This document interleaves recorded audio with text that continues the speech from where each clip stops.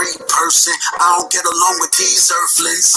I'm trying to seek purpose, fight for something I believe's worth it. Feel the curse, I'ma reverse it. I don't dream cause I sleep nervous. Yet I keep flirting, face death like a Steve Irwin. Hold heat, I'ma drink thermos. Tell the bartender keep serving. I'm trying to be perfect, using dirty shit to clean dirt with. Only happy when the weed burning. Draining oxygen to breathe herpes. Till I see curtains, lungs fail and they cease working. There is something that I need urgent. Suffocating, trying to squeeze words in. What would I do with my last breath? Would I yell? Would I cry? Would I laugh? Cause I'm glad that I'm past that mess. Till I pass, never felt that blessed. Even bad breath when you living is better than good breath when you lack flesh. Got a glass chest that I cracked and my lost breath hasn't made it back yet. I'm on my last breath. Walking the last step. I'm on the last test. Final answer and my last guess. Wonder what I gotta pass next. I'm on my last quest. So much harder than my last track. Mad bless. Hope I can outlast death. Grim Reaper got my address. Down to my last cent. Cash back from a check I don't even have yet from my last rent. Swear this shit has got me mad stressed. I inherited my dad's dead. Never got to hear his last breath. And the only reason I ain't passed yet, I'm the first ever and the last left. I let the record show. I let the tech explode. Put up the weapon show. Pull up the Texaco. Knuckles in Mexico. Call up the technical. Then know the text blow. Shot to I'm Plexico. Turn you to vegetable. Body electrical. Acid and alkaline. Body so flexible. The shooter's feast like a Uber Eats. Got a group of these suited, these cooler bees. While letting the Uzi Aruga speak. An American God up in Cuba eats. The powers they seek and powers the weak. They follow and creeps. Powers they be. Inherit the world from cowards and sheep. Bit to the mountains, top towers and peaks. Flowers and sweets and showered our feet. The lightning and thunder that shower the sleep. Shower the D's. It's not a verse, it's our receipts. What would I do with my last breath? Would I yell? Would I cry? Would I laugh? Cause I'm glad that I'm past that mess. Till I pass, never felt that blessed. Even bad breath when you living is better than good breath. When you lack flesh, got a glass chest that I cracked and my lost breath hasn't made it back yet. I'm on my last breath. Walking the last step. I'm on the last test. Final answer and my last guess. Wonder what I gotta pass next. I'm on my last quest. So much harder than my last track. Mad bless. Hope I can outlast death. Grim Reaper got my address. Down to my last cent. Cash back from a check I don't even have yet from my last rent. Swear this shit has got me mad stressed. I inherited my dad's dead. Never got to hear his last breath. And the only reason I ain't passed yet, I'm the first ever and the last left. Like a track finish. I attract women, they the bad women. I'ma splash in them, leave a bag with them. Then I raise seeds to be mad different. If I die now, I'm coming back in them. Cause they dad missing, but they cash dripping. Cause they royalty, so they brag different. Ain't no ass kissing, never had feelings. Seen a white victim and a black witness. Mac gripping on my last mission. Yak sipping, blowing black ism. Gat missing, he was lack slipping. Smack hit him, now we act different.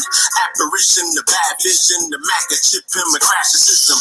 Uncle Tom could do that willing. Fuck the law, I'm going back to living. Astral prism, the black religions.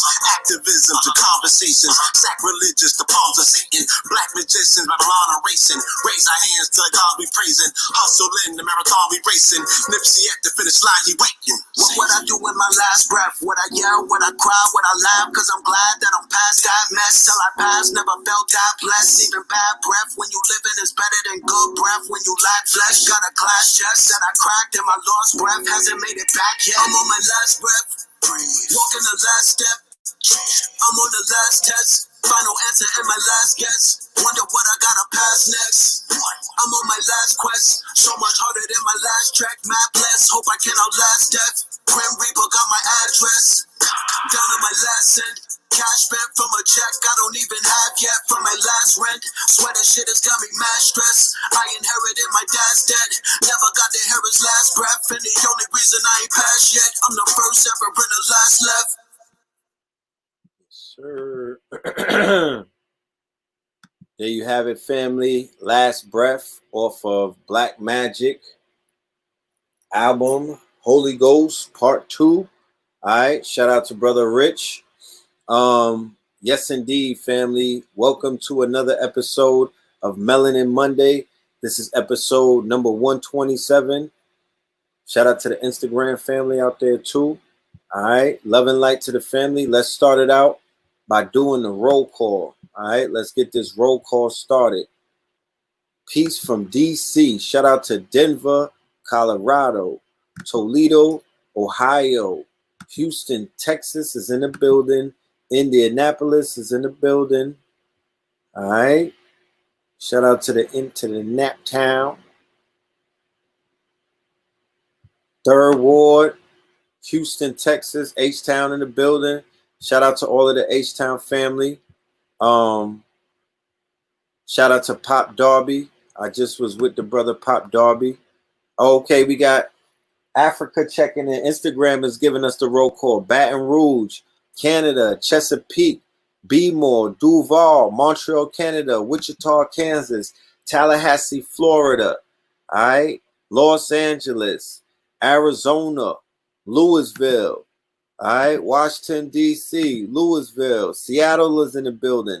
Annapolis, Chicago's in the building. Chesapeake, Virginia's in the building. Michigan is in the building. You dig? Minnesota's in the building. Seattle's in the building.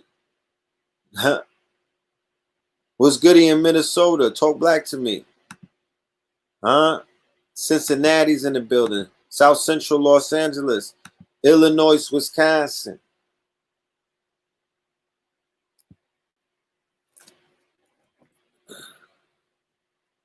Illinois, Wisconsin. Newark is in the building. Pittsburgh is in the building.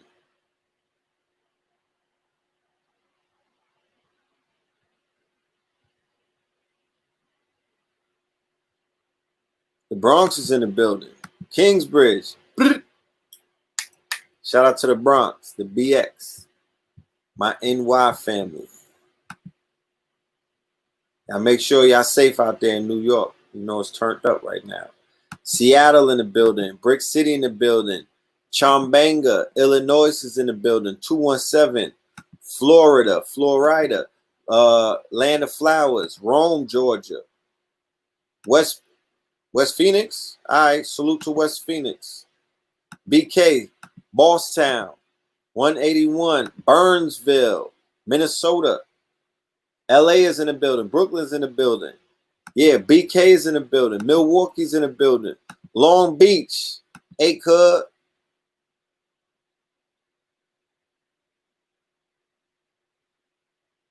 Kingston, Jamaica's in the building. T-Dot is in the building. Cleveland is in the building. Seattle, Flatbush. Shout out to Cabana. What up? Toronto in the building. T-Dot. Bama's in the building. Shout out to Bama. Shout out to Oakland. Town Business. Ridgecrest, California. That sounds like it's some nice houses out there. Delaware. Yeah, Alistair Whoopi. What about Toronto? Shout out to T-Dot. I gave Toronto a shout out. South Dallas in the building. Eastern Pennsylvania in the building. Okay, it's a lot of people in the building. Birmingham. Birmingham, England. Tampa. Cabana, tell me about Flatbush. Tell me about BK right now. They said New York is kind of litty. 313. It's so cold in the D. Ottawa's in the building. Raleigh's in the building. Philly's in the building. Paris is in the building. Talk black to me. Niggas in Paris. Nagas in Paris. Wait a minute. Dallas, Texas. Yo, Dallas, Texas, y'all got an anniversary coming up tomorrow on 7/7. That was the shootout that took place between Michael X, right? Mika X Johnson, right? Mika X Johnson. That was in 2016. 7/7/7. It lined up to 7/7/7 because July is the 7th. The date that it happened was on the 7th, and it was 2016. 6 and 1 adds up to the 7. So just like in a casino where there's a perfect slot, on 7/7/7, I think it was 9 officers that got bodied in Dallas during a Black Lives Matter protest by Mika Johnson, right? by Mika Johnson. And that was the first time that they use a land drone, because they don't even call it a robot no more. You see the same way that they got Predator drones in the sky, right? That robot that they sent to kill that young man, that's called a land drone. And it blew him up, right? It sent a drone to kill him. But that he was ex-military. That's one of the men that Dave Chappelle was speaking of in the stand-up that he had called 826. At the end of it, he spoke of two ex-military African Americans who became martyrs. He didn't say their names, right? I guess that was the agreement with Netflix. You probably couldn't say their names on Netflix, but you could say Dylan Roof's name, and Dylan Roof killed the senator, and he killed 8 other people in the church, right? But you could say Dylan Roof's name, but you can't say Gavin Long, or you can't say Mika Johnson's name, right? That's what they want you to believe.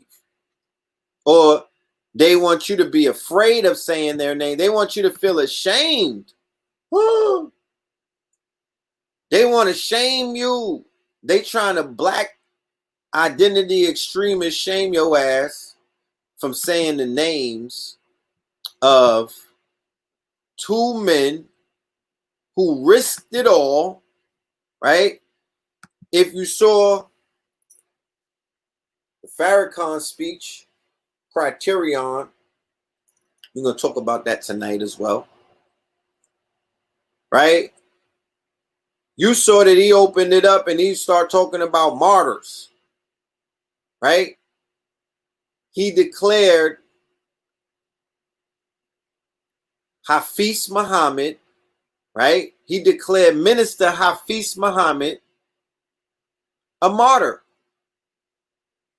Now, for the family who may not be familiar with who that man is, Hafiz Muhammad, Minister Hafiz Muhammad lost his life during the coronavirus pandemic, right? Minister Hafiz succumbed to the complications of the coronavirus, right? But keep this in mind. Not only did he make transition during that unfortunate time, this was phase 1, we lost Baba Kalindi, we lost Credo Mutwa, we lost Dr. Africa,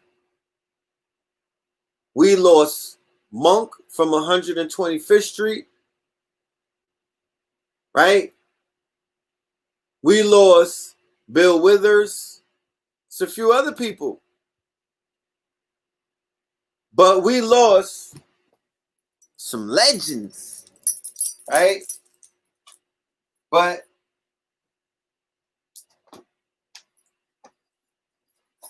nobody necessarily said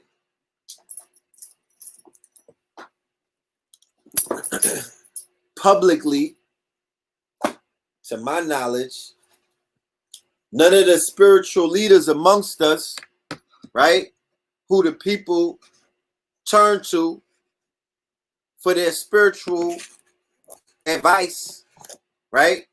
Because I could say that I'm a spiritual leader, but then there'll be people out there that will resist that. They will doubt me. They'll be like, no, you're not, because you're not old enough.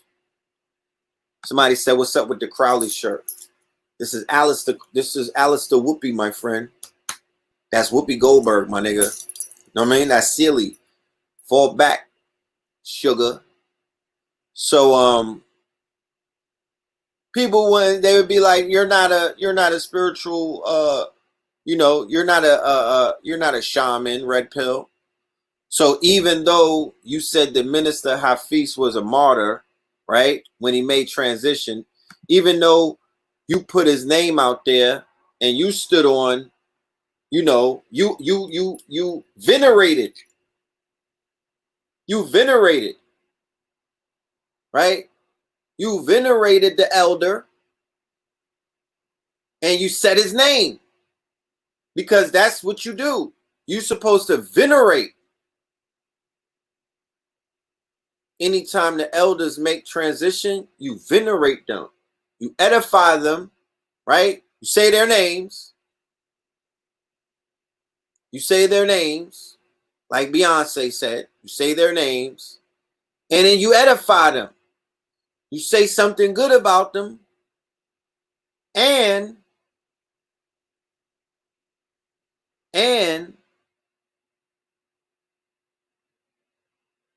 yo, don't ask me about fashion when I'm doing Melanin Mondays, family. Don't be a fucking dickhead. Don't ask me about fashion. Do you niggas ask Nike what they mean when they come out with a sneaker? So, let me continue. I'm trying to be deep, and niggas is asking me about a t-shirt like there's some fucking children or something. God damn. Grow up, man. Grow up. You know what I'm talking about? The fucking planet is shifting, and niggas is like, yo, what's up with the t-shirt, family? What does that mean? You retard, you fucking butthurt retard. You let a t-shirt trigger you weak niggas?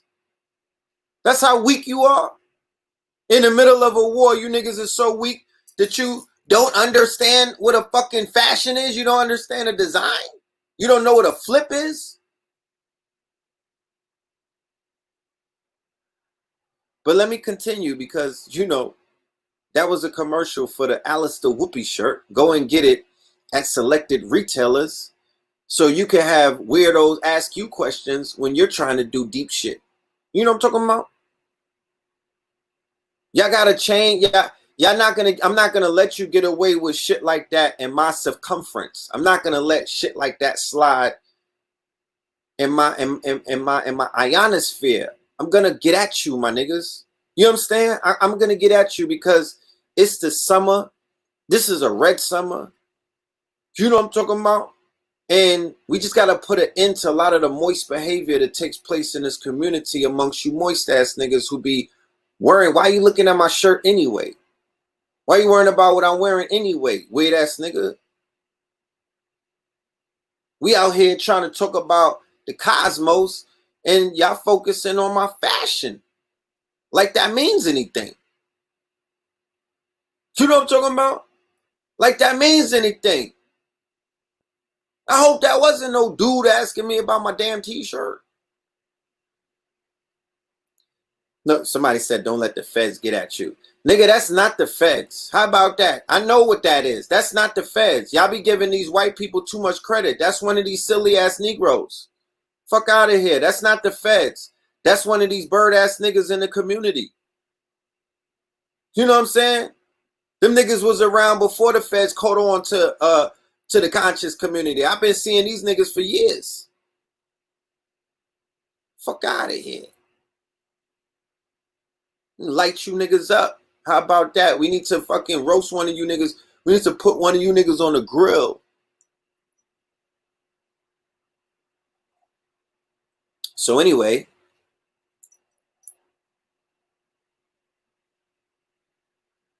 Blue Pill said it last night. Go live in the dark from now on. And no, I am not going live in the dark. I'm sorry. Not going live in the dark, nigga.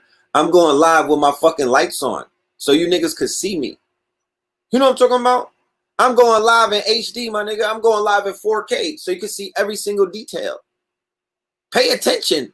But pay attention to the information, though. You know, the drip is always going to be here for you. But let's focus on the work at hand. Let's focus on the lesson at hand. This is just, you know, don't let this trigger you. Let the motherfucking information trigger you, if anything. Let the bars, let the fucking light, let these gems, let these fucking pearls cut your face. You know what I'm talking about? And I'm saying this because, like I said, it's early July. You know, the fucking sun is talking to me. You feel me? Corona is rising. And I don't got no time to play with these niggas, man. Y'all play with them. Go and play with somebody else. I have no time. I have no patience. I don't have no sympathy at the end of the day at this point. Real talk. I'm ready to do something real crazy in these streets. I don't have the time. People be on goofy time. I am not on that time. I am not on that. I'm not on no type of goofy time. I don't want to joke with no niggas. I don't want none of you niggas playing with me. I don't want to deal with none of it. I don't want to laugh around niggas. I don't want to feel.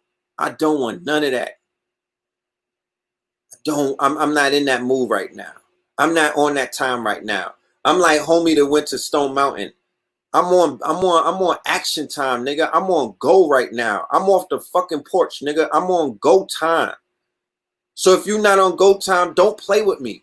Like, get out of my way. Go play with. It's a fucking peanut gallery of niggas to play with, and look at their t-shirts, and worrying about what they're eating and all of this stupid shit. Go play with them. We out here making moves, bro. We doing real things, man, on a fucking global galactical scale, bro. The universe is talking to us. My ancestors is shifting the fucking planet and the paradigm to make this world comfortable for me and mine.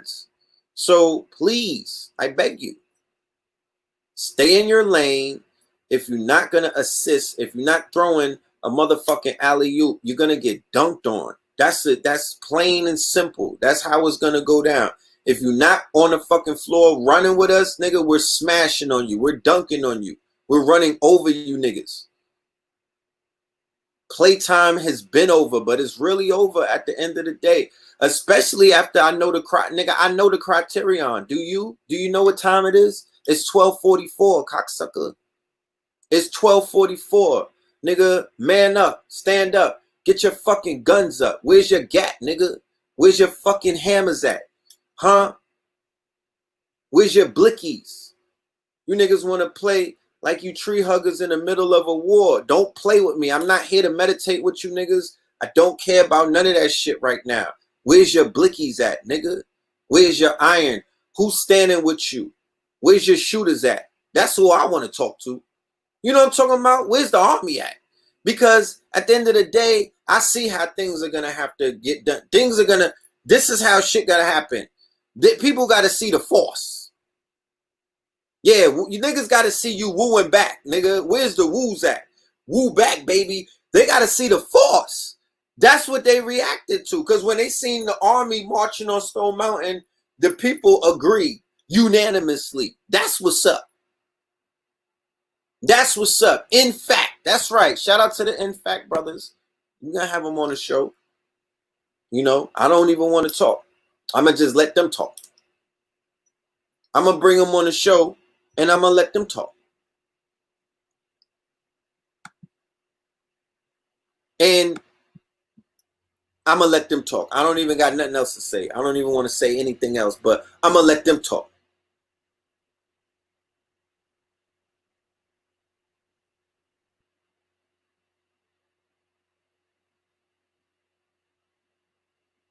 And then somebody say, nah, why they didn't go to Mount Rushmore? Come on. You know what I'm saying? You could ask that question. I'm gonna let you ask, in fact, why they didn't go to Mount Rushmore, right? One of the reasons why they didn't go to Mount Rushmore is because of the gun laws in Mount Rushmore about open carry, first and foremost. Second of all, they didn't go to Mount Rushmore because they went to motherfucking Stone Mountain. Weird nigga. They went to Stone Mountain. That's where they went. That's why they wasn't at Mount Rushmore, because they was in the A at Stone Mountain, where the KKK was resurrected.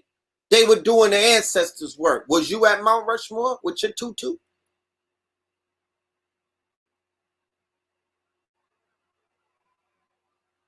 Did you go to Mount Rushmore with the rest of fucking with Donald Trump? Was you at his rally with your Black Lives Matter signs? Yeah, they went to Stone Mountain. Hold on. I don't even want to talk. I didn't want to talk. This is how you stunt. You want to stunt, my guys? This is how you stunt. I don't want to. You can't. If you ain't stunting on these levels, you're not stunting. This is a stunt, my friends. This is a stunt.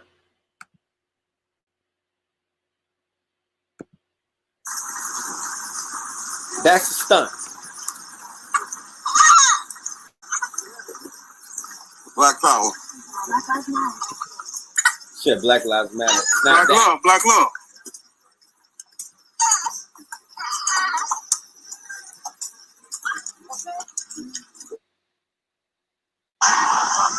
Yeah, and they had the formation in Phoenix as well. Because they going state to state with this. So they'll be at Mount Rushmore. I hope you saw it when they pull up. But let them do what they do. Let them form. Let Voltron form. They was in formation like Beyonce told them to be. Black is king. All black. Fuck you talking about black ain't a color. What is that? That's black. They ain't all black. It looked like black to me.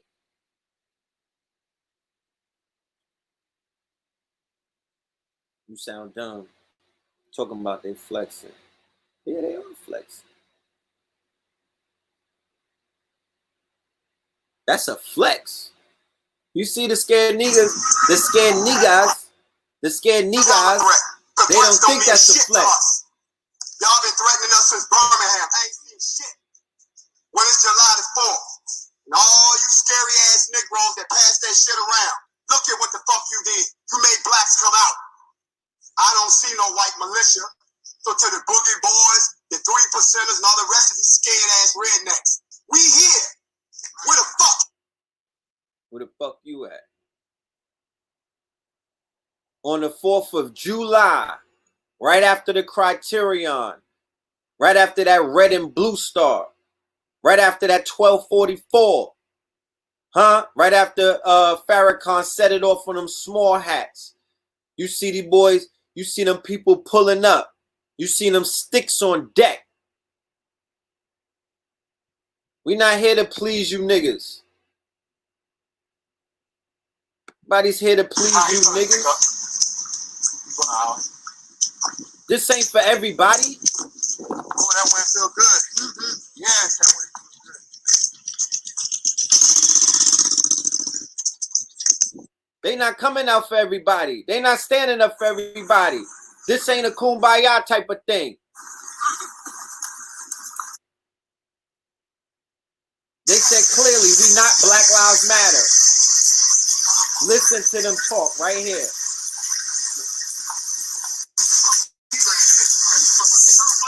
They pulling up on your ally.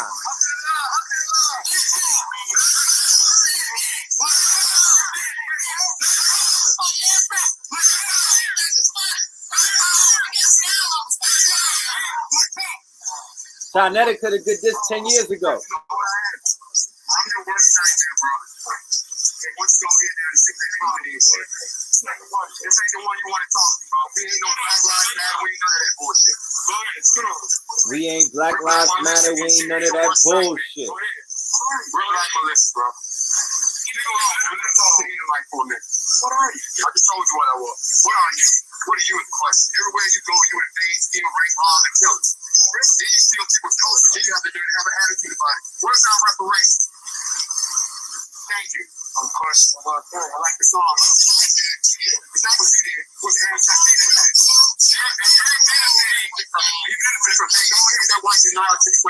This a Bobby Hemming lecture come to life. This a Khalid Muhammad lecture come to life. This is a Minister Louis Farrakhan speech come to life.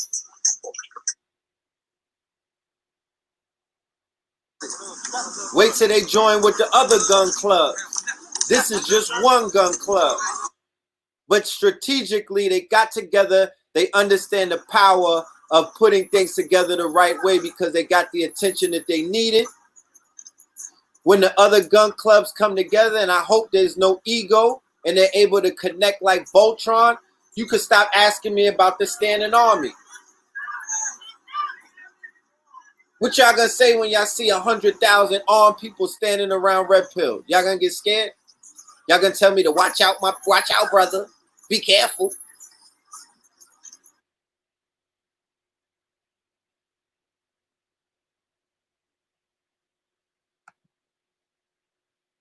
Coons is gonna get uncomfortable. The niggas in the community that never was able to do shit like this, they gonna make conspiracies like these people ain't official and like they didn't see what the fuck they just saw. You understand? Because that's when the ego is gonna set in. Because it's a lot of niggas sitting around feeling non-essential because they could have did this a long time ago. And we thought that we would have seen this years ago.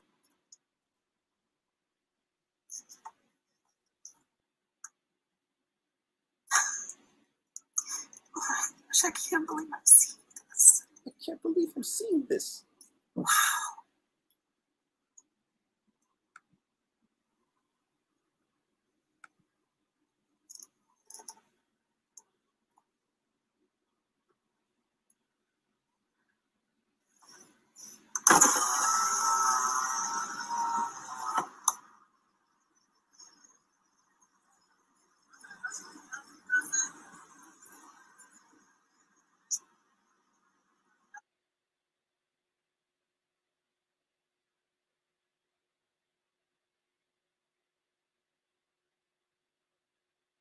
Somebody said what's going on. This is the video. I'm showing the video yet.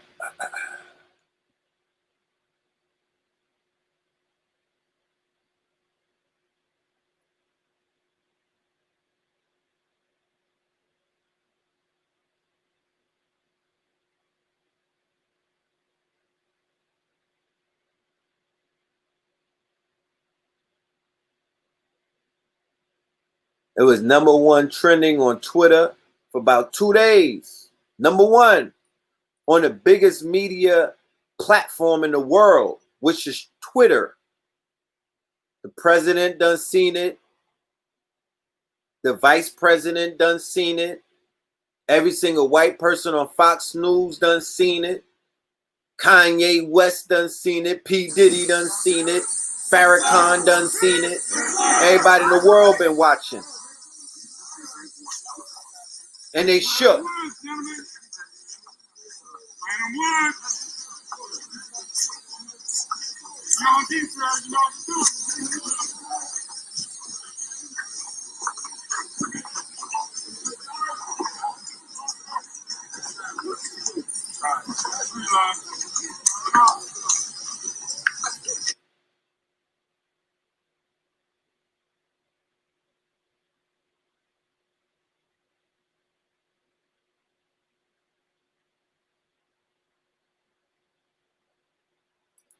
We're going to see this times 10.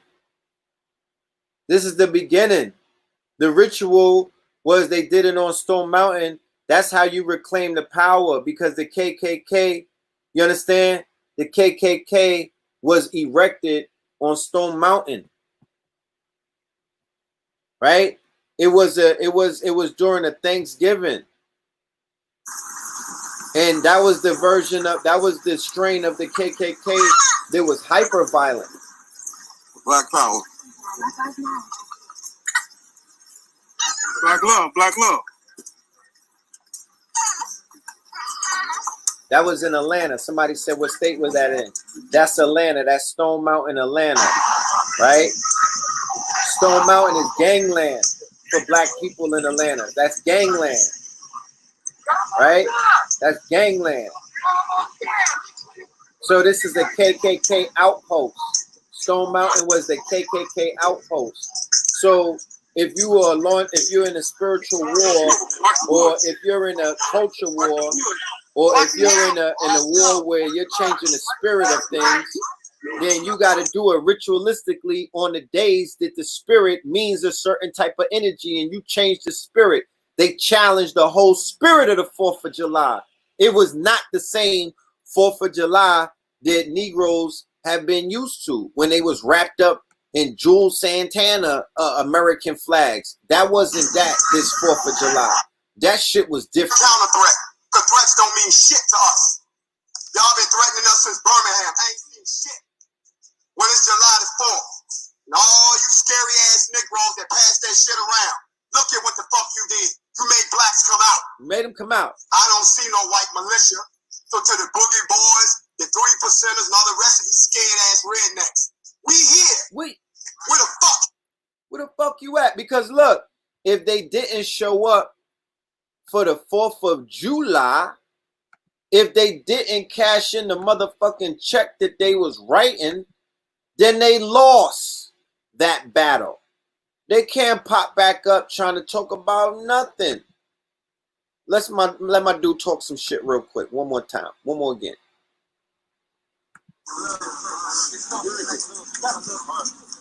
So even if they do some punk ass shit where they try to sneak on black people, like they try to hang a black man the other day, you know, they're gonna do all of that cowardice. But when they got called out, they didn't show up. They didn't pull up. They dropped the Addy and they didn't pull up. These brothers is out here spinning. And if somebody is like, oh man, brother, that's just inciting thing. Sit down. Sit down. Go back to Chipotle. Have a seat, my nigga. Because you wasn't doing anything in the first place. You was the nigga that was going to hold the camera when shit went down. You didn't do that, nigga. I've been waiting.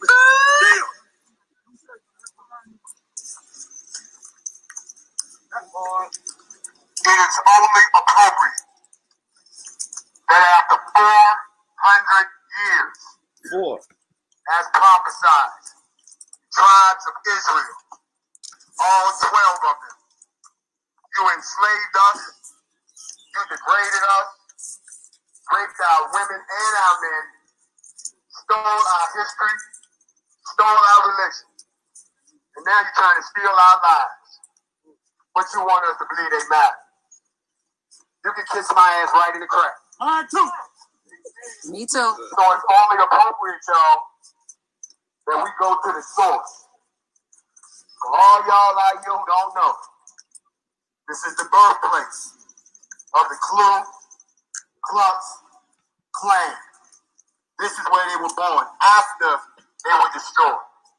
Just they rose up twice. The Ku Klux Klan rose up twice. The second time they rose up was on Stone Mountain. Fucked up banking system, fucked up politics are all tied to the KKK. You don't believe that, you don't know all shit that about this deep country. state, Illuminati. So what we gonna do, niggas is not pulling up on them though. To their home. Nobody's pulling up to their house. We ain't talking to the police no more.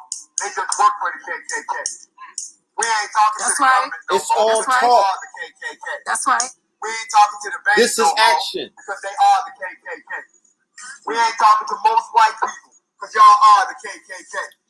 None of them. Don't tell me that you ain't never been a slave on a motherfucker. I ain't never been a slave. That's right. But you riding around in my car. That's right. You won't even let me ride in the motherfucker, right? Hallelujah. So I'm not talking to them no more. I want the heart of the Ku Klux Klan to hear me no matter where the fuck you are. I'm in your house. That's right. Where you at? You made a threat. We don't threaten. We don't scare. Because we don't care. And we don't fuck around. You threaten us, we gonna threaten you. Right. You said you gonna start shooting white people at 8 o'clock, we gonna start shooting, black people at 8 o'clock, we gonna start shooting white people at 8:05. Threat, counter threat. Because threats don't mean shit to us. Y'all been threatening us since Birmingham. I ain't seen shit. It's July the 4th. And all you scary ass Negroes that pass that shit around, look at what the fuck you did. You made blacks come out. I don't see no white militia. So to the boogie boys, the 3%ers, and all the rest of you scared ass rednecks, we here. Where the fuck you at? We in your house. Let's go. NFAC, motherfucker. NFAC. I mean, I'm saying, man, are these niggas out here twerking? Huh? Are they twerking? Are they asking oh, don't shoot me, please. I didn't do nothing. I want to live. Are they doing stupid shit like that? The brother's name is Grandmaster J. Yeah, protect them at all costs. Protect them at all costs. Grandmaster J. The fucking gods. That's how I want my coffee. All black. Right?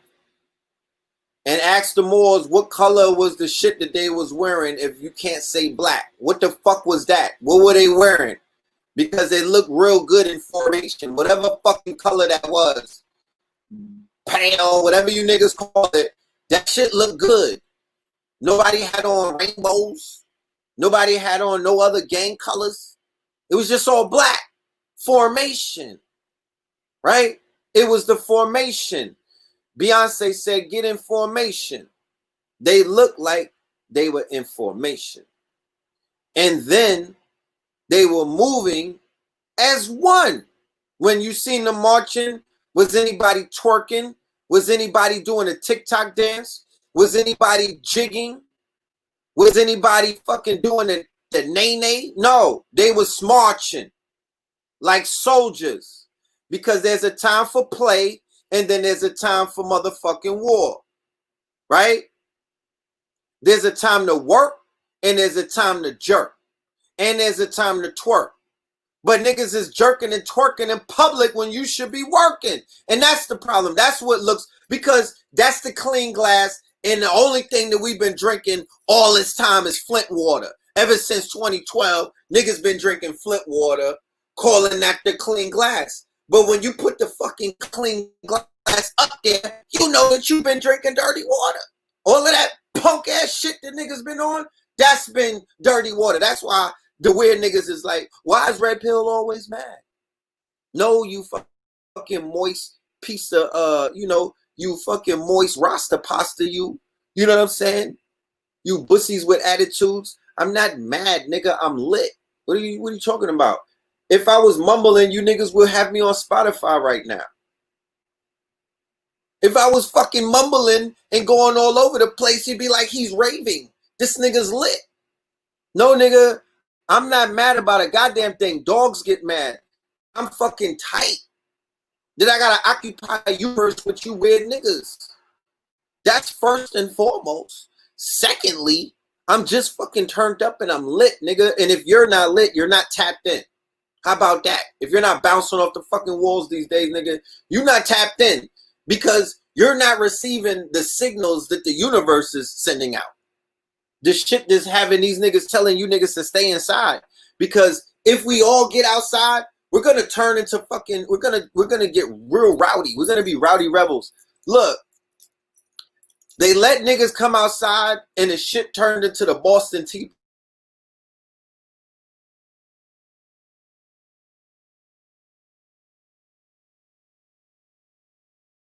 They was exploding bombs in the hood.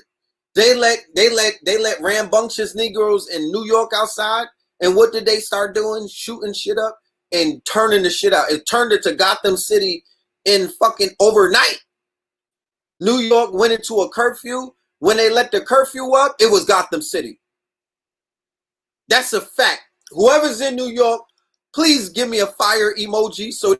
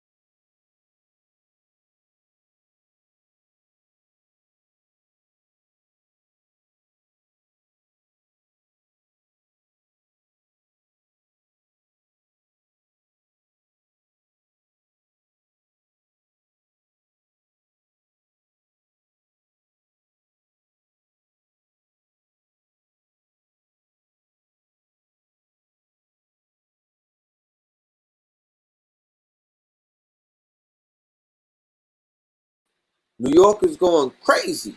Nah, that was my Wi-Fi. Don't worry about it. The Wi-Fi had it went off course. Let me show you these fire emojis though. Let me show you these fire emojis. Now, I feel like this is my obligations to say this, right? I'm not a part of any of the armed groups, right? But if you felt in your soul, black women especially, sisters, mamas, mothers, and daughters, if you saw that demonstration that just took place in Stone Mountain, right?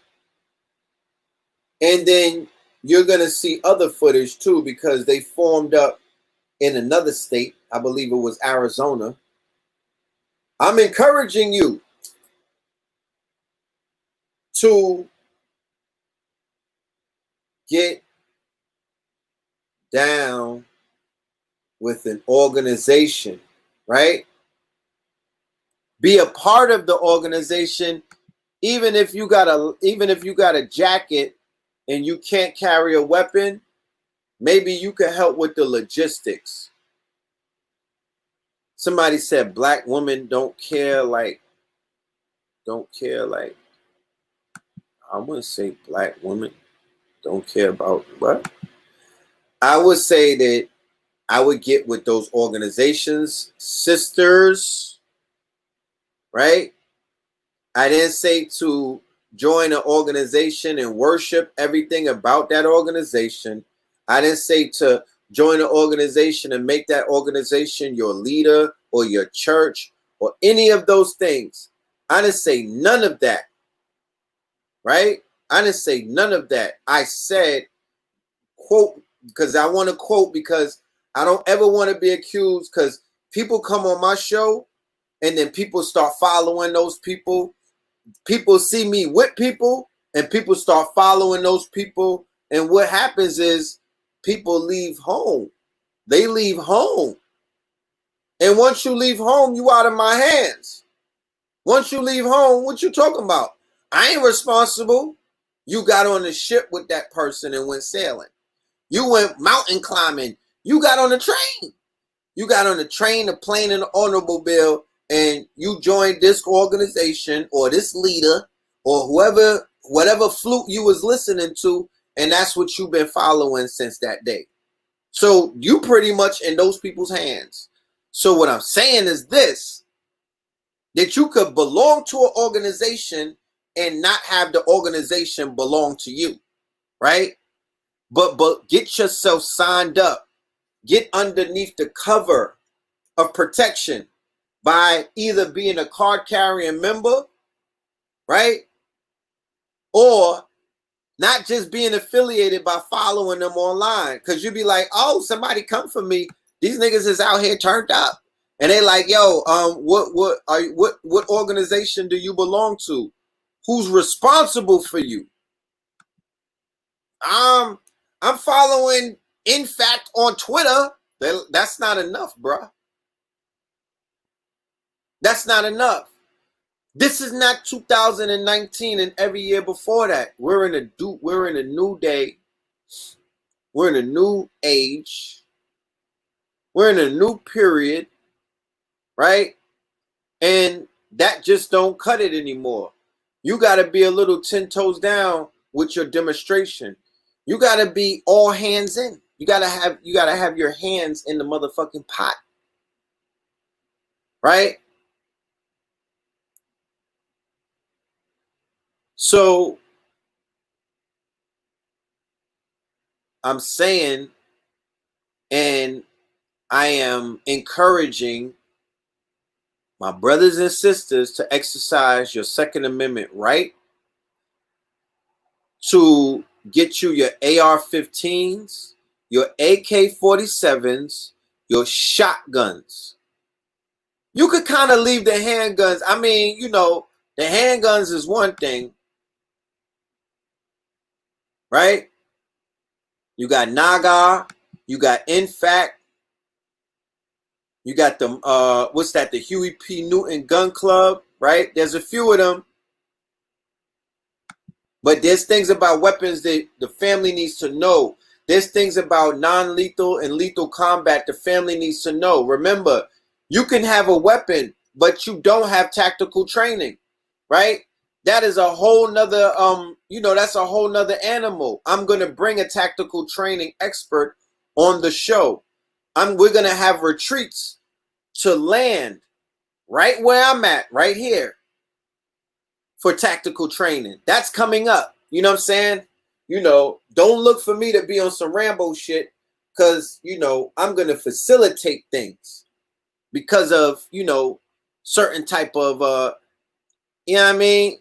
Them people be on my back, So for the people whose hands are clean, yeah, we're going to need you to touch that iron and get to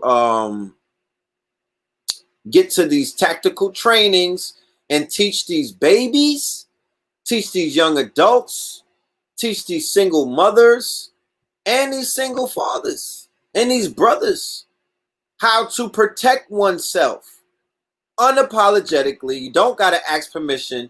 You don't, can felons participate? Yes, non-lethal tactical training, non-lethal tactical training, no handguns, no weapons, right? Non-lethal. You can learn how to do the 52 hands. All of that. It does not matter if you have a jacket. That will not stop you from learning how to protect yourself. That will not stop you from having people with weapons to protect you. You got rappers that got police working for them, and these niggas got jackets and open cases, and they be having off-duty police surrounding them with the hammers. Are they asking anybody permission? Are they saying that I'm going to risk my life? I'd rather get caught with it than without it. I understand when the rappers say that shit, because that is a fact. I'd rather get caught with the shit than get caught slipping, lacking without it. There's no coming back from that. You get caught with it, nigga, you come back with a up north glow, with some new pecs and whatnot. You had to lay up for 5 probably, but at least you could plug right back into the game. They got dudes coming home that bodied niggas in the early 2000s, and in the 90s, they bodied like 4 or 5 people, and they're coming back home for you to follow them on Twitter and Instagram. Niggas like Alpo is coming back home, right? But he caught somebody without it, and they not coming back home because they got caught without it. Do you understand the logic in that? That I lived long enough to see teenagers kill people, and they coming home still looking the same, right? And they're able to plug in to society with a new iPhone, with some fucking they got ice on and everything. They got designer on. They coming home to designer. They coming home to a fucking Trump check. These niggas is coming home to the Jordan collection, right? And they acting like they never killed somebody, like it never happened. They're like, come check me at Chipotle. I'm gonna hook you up with some fucking burritos, some veggie burritos. I got you. I'm like, damn. They had it on them, and another brother didn't have it. You know what I'm talking about? Yeah, you got Alpo out here doing wheelies. So somebody can kill you and still come back home to enjoy life. And you and your family is in turmoil and grief because you ain't have it on you. Right? And you know what these streets is talking about. You know what's going on. Hold on, I ain't even put my cash out. How rude of me. You know what's going on in these streets, and you know the temperature of the it's a war going on outside. No man is safe. But you're gonna tell somebody because they got caught hopping the turnstile when they was a young adult that they can't protect themselves. They don't have the right to protect themselves in the fucking jungle. They can't walk around with a pair of claws. I don't think so. I don't think so. Not on my watch. Not on my watch. Mm-mm. The first law is self-preservation. So if we got to send cash apps to these private security firms, if we got to pay, I don't really want no off-duty policeman working for me. Because like I said, we was doing a stream earlier. We asked the police who contacted us, who said that they don't want to be policemen anymore, that they were ready to drop their badges. We say, well, drop your oath. And we wanted them to declare a new oath to us publicly, and they wouldn't do it. So we said, well, you will never be around me with your, you'll never be around any of us to protect us, because you just showed me that you got an oath to the police. You got an oath to the whatchamacallit. You got an oath to the FOP, the Fraternal Order of Police. You understand? They say that they want to protect, they say that they want to patrol the hood, but they have an oath. They're oath takers. So if somebody take an oath, you can't expect them to break the oath, because they took an oath, and some of these oaths have people's lives on them. The hippocampus oath, right? The Bar Association, they take an oath. The policemen take an oath. The president takes an oath.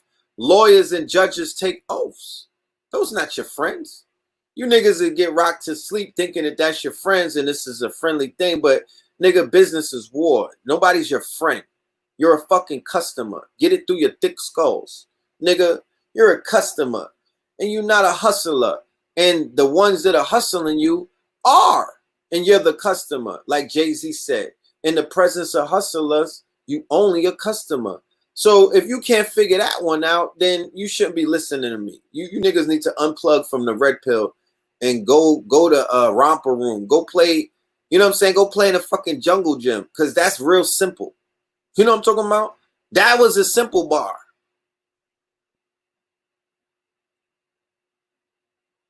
That's how they using you. So tomorrow morning and for the rest of the day, just assess yourself in your relationships. In the presence of hustlers, you nothing but you only a customer. Are you the hustler or are you the motherfucking customer? And then you could weigh yourself on the scales of life, and you could weigh yourself on on the scales from that point.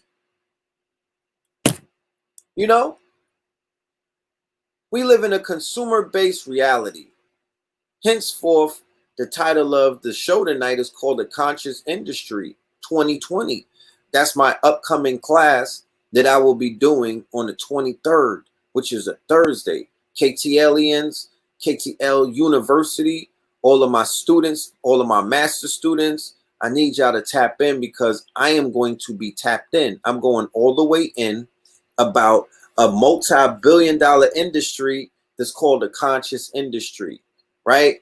That we were brought up to be ashamed of our skills. We were brought up to be ashamed. They would shame you if you was talking about economics, if you were talking about money, if you were talking about currency, if you were talking about monetizing your skills. You were somewhat shamed. They wanted you to be poor and righteous. But we're here to tell you that it's time to be rich and wealthy and righteous and healthy. In the conscious industry, this information, this is going to be empowerment. I'm going to be giving you keys. I'm going to be giving you cheat codes. I'm going to be unlocking things. I'm going to be unpacking things. I'm going to be showing you, because we started a lecture series called Conscious Industry in 2017. I'm going to show you how things have grown and evolved. And I'm going to show you, I'm going to give you permission to tap into a multi-billion-dollar marketplace and not feel ashamed. Because look at what happened with the coronavirus, right? Sisters, you could vouch, and brothers that are out there, you can also vouch. Did your value not rise up amongst people who were trying to treat you like you were a dun-dun, or treat you like you were not valuable, or treat you like you were not worth something, or treat you like you were not essential. They didn't want to fucking pay for the patchouli oil. They didn't want to give you the money for the fucking for the flaxseed oil. They didn't want to pay you for your Reiki. You know what I'm talking about? They wanted to undercut you for your massages and your fucking readings and whatnot. They wanted to treat you like you was a secondhand citizen. They wanted to Dollar General your fucking skill sets. But no, here comes the coronavirus on that ass. Here comes pestilence on these niggas. You know what I'm talking about? Here comes the ancestors washing these niggas. Because Farrakhan, you needed Farrakhan to tell you, and I've been telling you that this is the ancestors cooking these niggas. Stop playing. And they just gave it a name. This is pestilence. The time is running out on the Instagram, pardon me, on my Instagram. I need y'all to go to the YouTube, Know the Ledge Media. Tap in. It's about 1,000 of us over here. Tap into Know the Ledge Media to get this information on Instagram, my Instagram family. But yeah, this is pestilence. They just said that the bubonic plague is in China. They just said that the bubonic plague is in China. Do you know what the bubonic plague is? That's pestilence. Right? That's pestilence. You dig? That's the same shit that the Black Plague was. That's pestilence. It ain't the end of the world. It's just Mr. Clean is here. It's cleanup time. This shit happens almost like clockwork. Every 100 years, this shit cleans itself up. Can't blame white people. Don't ever give them credit of that. Yeah, they understand the cycles and whatnot because they study the equinox and they manipulate certain things because, you know, they study like a fucking somebody who reads an almanac would study. But how the hell could they be responsible for a 100-year cycle of pandemics and epidemics and whatnot when they introduced the quote unquote the electrified field and whatnot? Yeah, it enhanced, but this is called pestilence. You know what I mean? This is pestilence, the same way that the white blood cells show up in the body when the body is sick. You mean to tell me that this body is not sick? The earth is not sick? Did you see what happened before the coronavirus? The Amazon was burning up. And that was rumored to be man-made. Bolsonaro, the president, that was rumored to be at his hands. You dig? That was rumored to be at his hand. And then Australia was burning up. And that was rumored to be at the hands, not to say that it started at the hands of man. It was what you call enhanced. It was enhanced by the machinations of man. Do you know how many animals, lives, and species were terminated during those wildfires? Do you know it was 100 degrees in Antarctica the other day? So, do you know that scientists reported that the magnetic field shifted suddenly out of nowhere? They just made that. Do you know that scientists made a discovery that Cuba is Atlantis? And they found underwater pyramids in a sunken civilization right underneath Cuba. The same place that Minister Farrakhan spoke about opening up. Why? Because Cuba is the most African country in the Western Hemisphere. Cuba is Atlantis. It has Atlantean energy. Cuba is magical. Palo Mayombe, right? Cuba is magical. Cuba is where if you tap into the energy in Cuba, you could tap into your American godhood. You American gods are in Cuba. Thank you for the cash app. American gods are in Cuba. That is an American god home. Understand what I'm saying? What they was doing over there when Castro rose up in power, that's American guard.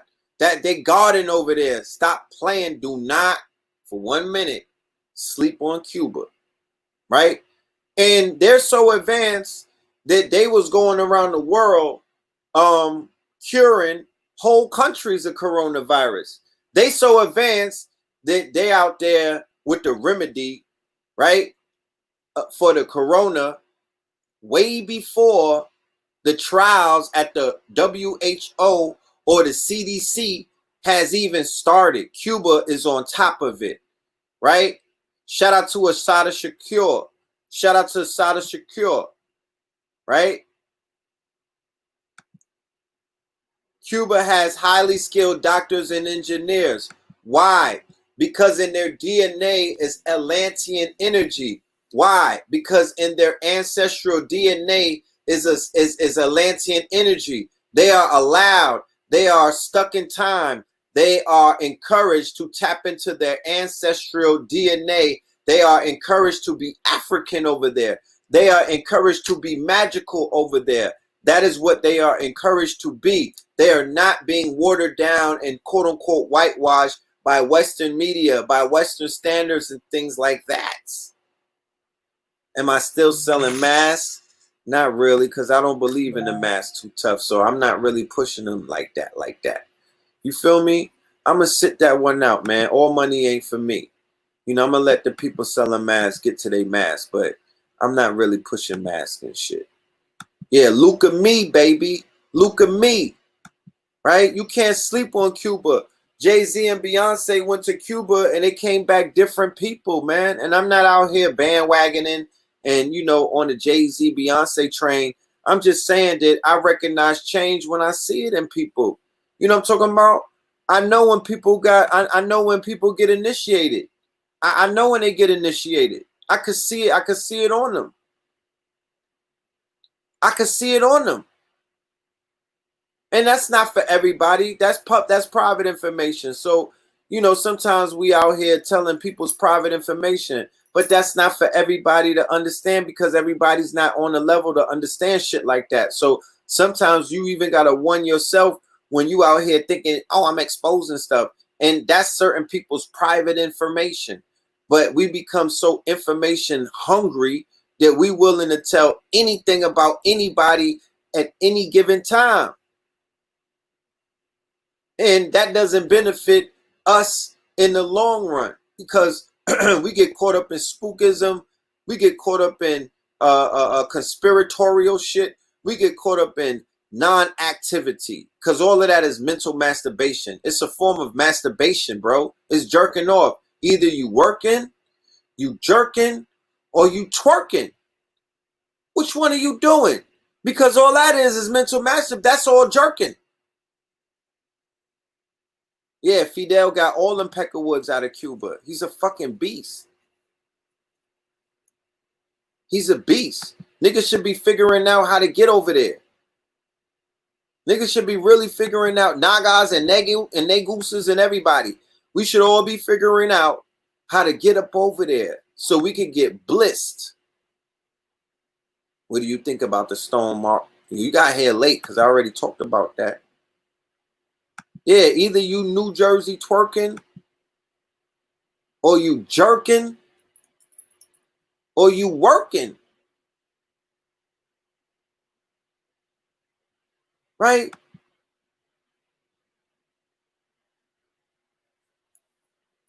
Yeah. It's wartime. What's the time? I know the criterion. It's 12:44. I know what time that is. I know what that means. I know what that means. The big homie was up there talking in codes. The big homie was up there talking in codes. I don't need you. I like to hear people speak Swahili. You don't gotta speak. You don't gotta. If like Farrakhan was on Saturday, he was on live with hundreds of thousands, maybe millions of people watching him. You don't gotta speak English the whole time. You could slip in some Swahili in there. You could slip in some pig Latin, but he don't speak pig. You could slip in some lamb Latin, some sheep Latin. You could slip in some lamb Latin on us, Farrakhan. I heard you clearly. I heard what you were saying. You know what I mean? I 12 what you saying.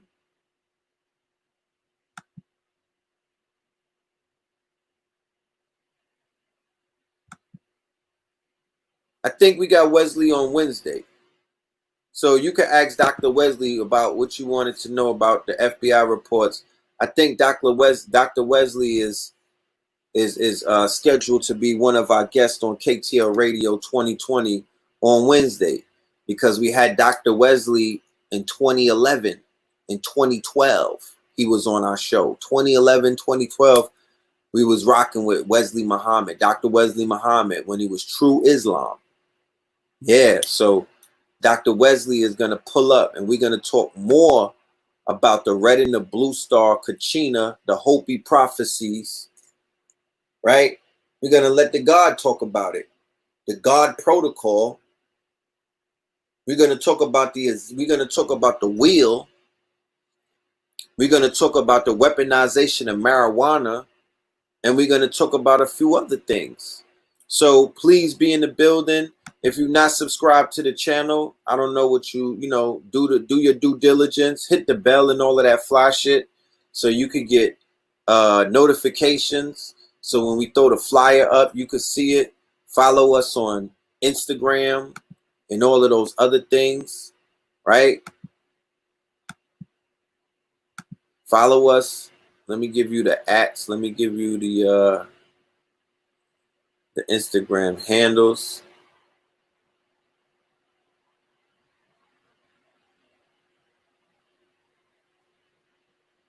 Shout out to all of my Patreons. All right. If y'all need some herbs, that's Mama Pill. Go and hit up Mama Pill, greenleafherbs.com. No, greenleaf-herbs.com. Don't go to the other site, because they went and cloned her. That's what they do. They clone your websites. So if you have a greenleaf herb, somebody will make a greenleaf herb, and then they'll sell their version of herbs. And you think you buying from Mama Pill. No, go to the website. You'll see her picture on the site. All right. Facts2020.org. All right. The A in fact stands for arms. The A in fact stands for arms. All right. Sign up to facts2020.org and get plugged in. You dig? This is my email for questions, comments, and concerns. Any business that y'all want to do, anything that y'all want to build on, go right through the email. All right. I have my assistants, and they're looking through the emails. And we're also doing an open call for assistance. So if you have skills in doing, as an executive assistant, if you are a virtual assistant, if you have any of those certificates that they've been giving out in those colleges and whatnot, and you're not utilizing it, and you have the skill set to put it to use, hit us up. Go send your resume to this email right here, the Mark 125th. All right. Stream chasers, you already know what it is. We are out here chasing this bag. The bag is chasing us. We get into these streams. We get into this moolah. We get into these income streams. We get into that cream, that moolah, that bag, that fetty, whatever you want to call it. You know what I'm saying? Just don't spoil it. You know what I'm talking about? And don't apologize for getting to the bag. Don't apologize for providing for your family. Don't apologize for tapping into currency, because you are the currency. Man make the money, money don't make the man. You are the currency. So I'm only asking you to tap into yourself. I'm only asking you to tap into your energy. I'm only asking you to tap into your skills and to monetize it. I'm only asking you to tap into your gifts and to commodify it. That's all I'm saying. If you're an artist, get to drawing. If you're a designer, get to designing. If you're a photographer, get to snapping. You know what I'm talking about? If you a dancer, get to tapping, my niggas. Like, there's no excuses to not do anything. This is an action-based society that we live in. This is a action-based network. This is not faith-based alone. This is an action-based network. We are social entrepreneurs. We're serial entrepreneurs. We're infopreneurs, technopreneurs. We do multiple things. We're Renaissance men and women over here. So we're only encouraging you to tap into your better part of yourself. Sign up to netterflix.com. That is our streaming platform. You will see all of the newest things that we have available for the family, all of our new footage, all of our new content. I'm going to be uploading the lecture that I did in Sanford. That's going to be up there this week, and we have more things coming to that. All right. Yeah. So yeah, did I say the Goldwater? Shout out to Blue Pillar, 19 Keys. Sign up to Goldwater, Bashir. Sign up to the Goldwater. Get on that gold, man. Get on that liquid gold. Stop closing your ears to the truth, because it's all around you. People are just willfully ignorant. They're acting like they don't want to hear this shit. I could do something better than that. Somebody said a book reference on metaphysics. I could do something better than that. Let me show you what I could do. I'm going to show you in a minute. So your skill sets and your gifts, right? Let me just briefly, I don't want to go too far with it, but I could show you something real quick, because I just did a webinar with Pop Darby, and we was going over, right? We was going over the conscious industry, right? We were showing in this new industry, right? Skill sets. It's the skill sets. That's what's paying the bills, right? That's what's going to pay the bills.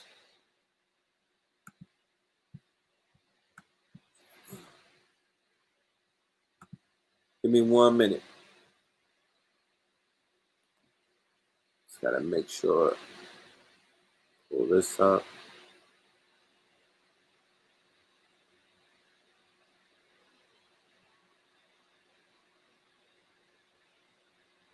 Okay, boom. Y'all can see that. So this is a brief walkthrough, right? This is a brief walkthrough to the upcoming class that I'm doing, entitled The Conscious Industry 2020, Stream Chasers 2020, The Power of the Now or Never, right? Fuck all of that. Yo, we're going to get back to you, Red Pill. We're going to get up in August. I'm going to link up with you next week. You know what I'm saying? Yo, fam, I'm going to get at you when I make it to Harlem. There is no more Harlem, nigga. We're going to make it where? You know what I'm talking about? There is no more Harlem. You're not going to make it in Harlem. You're going to do it now or never. That's how we rolling. It's now or never. I'm not going with all of that. I'm going to get back to you. No, nigga.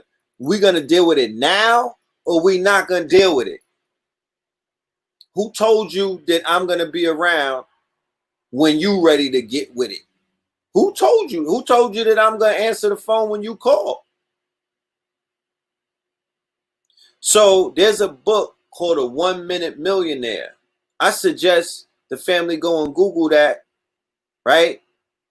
And figure out how we're going to take advantage of all of us coming together and get to this fucking bag in the now. All of that tomorrow shit, I don't talk that language.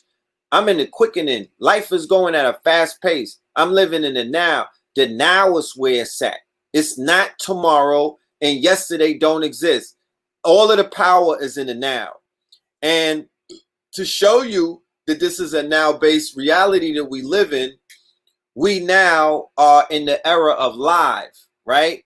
So in the era of YouTube, when we were uploading videos, that wasn't the era of now, because we were talking about history. We were talking about the past. Niggas was getting up there telling you shit that happened 10,000 years ago as if they was right there. And niggas was believing that, right? And there was people talking about what happened to us in slavery and all of these things, history, right?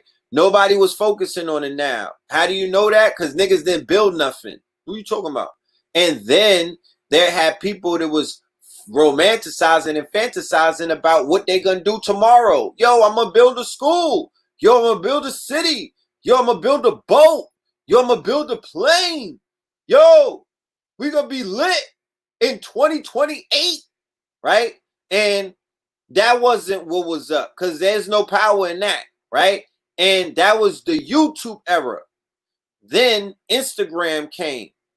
And in the Instagram era, Instagram deals with the now more than anything because Instagram was the pictures. So it wasn't a video-based thing. It was picture-based. It wasn't Facebook where you posting up articles and things like that and status update. Instagram was, how do you look right now? What was you doing today? What was you doing right a minute ago? What was you eating and whatnot? Right? And then to make it even more, Snapchat came along. Snapchat brought you closer into the now because Snapchat was like, yo, this is a disposable snap. This is what I'm doing right now. I'm naked. Look, boom, snap. Oh, I'm giving a shorty back shot. Snap. Oh, I'm smoking crack. Snap. Right? That was Snapchat. Then to bring the now even more into fruition, they started lives. So when Instagram started live, when Facebook started live, when YouTube started live, then you are now in the future. You are now tapped into the now. Now you have the power to create the 1 minute millionaire because now we are living in the now. So it's now or never. So stop acting and stop treating us and stop moving like you niggas is living in the YouTube era, because you're not living in the YouTube era. You're not living in the past. You're not living on Fantasy Island. You living in the now. What you niggas want to do right now? That's the question. That's what you got to decide. What you want to do right now? You want to drop a bag? You want to drop 10,000? You want to match 10,000? You want to buy some land? You want to put a bag on that nigga head? You want to clean these niggas up? What you want to do right now? That's the question that you got to be asked, because that's the now. That's the now. And that's where we're going. That's where we're headed to. That's where we're headed to. That's where we're headed to. So live stream has changed the game. Live stream has brought you in the now. So now everything is everything is based on the now. It's not about what you was doing a minute ago. It's not about what you did yesterday. Now everybody is plugged into the real fucking now. Do you know the power of having 1,000 people? I did the roll call. So we have all of these nodes. We have all of these networks. We have all of these things. We have all of these grids that are connected because people are watching me from all around the world, right? Jamaica done tapped in. Big up yourself, rude boy. Toronto, right? The fucking six, they done tapped in. Niggas in Zimbabwe done tapped in. The UK done tapped in. The road man them. So right now, right this very moment in the now, right? We are connected globally as a think tank, right? Through heart and mind. And research has shown that there is no distance. We're right next to each other. We are connected. There is no distance. Distance is a lie. Distance is the illusion. Distance is the matrix. Distance is false. It's a concept. It's not real.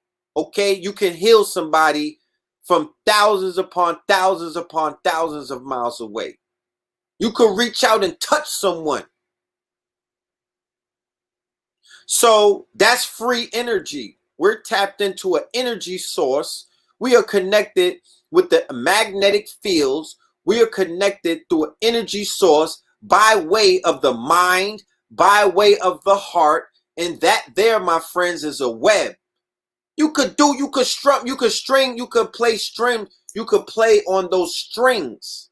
You could strum those strings. They're harmonic. They create a harmonic. So I'm encouraging everybody to play with those strings, right? Learn to manipulate these grids that we're building. I'm talking about whenever even not just this live. This is a formula. This don't got nothing to do with red pill. This is not ego based. You take this anywhere that you go, where you're in rooms. What if you on a Young Pharaoh live and there's hundreds of thousands of people in his live?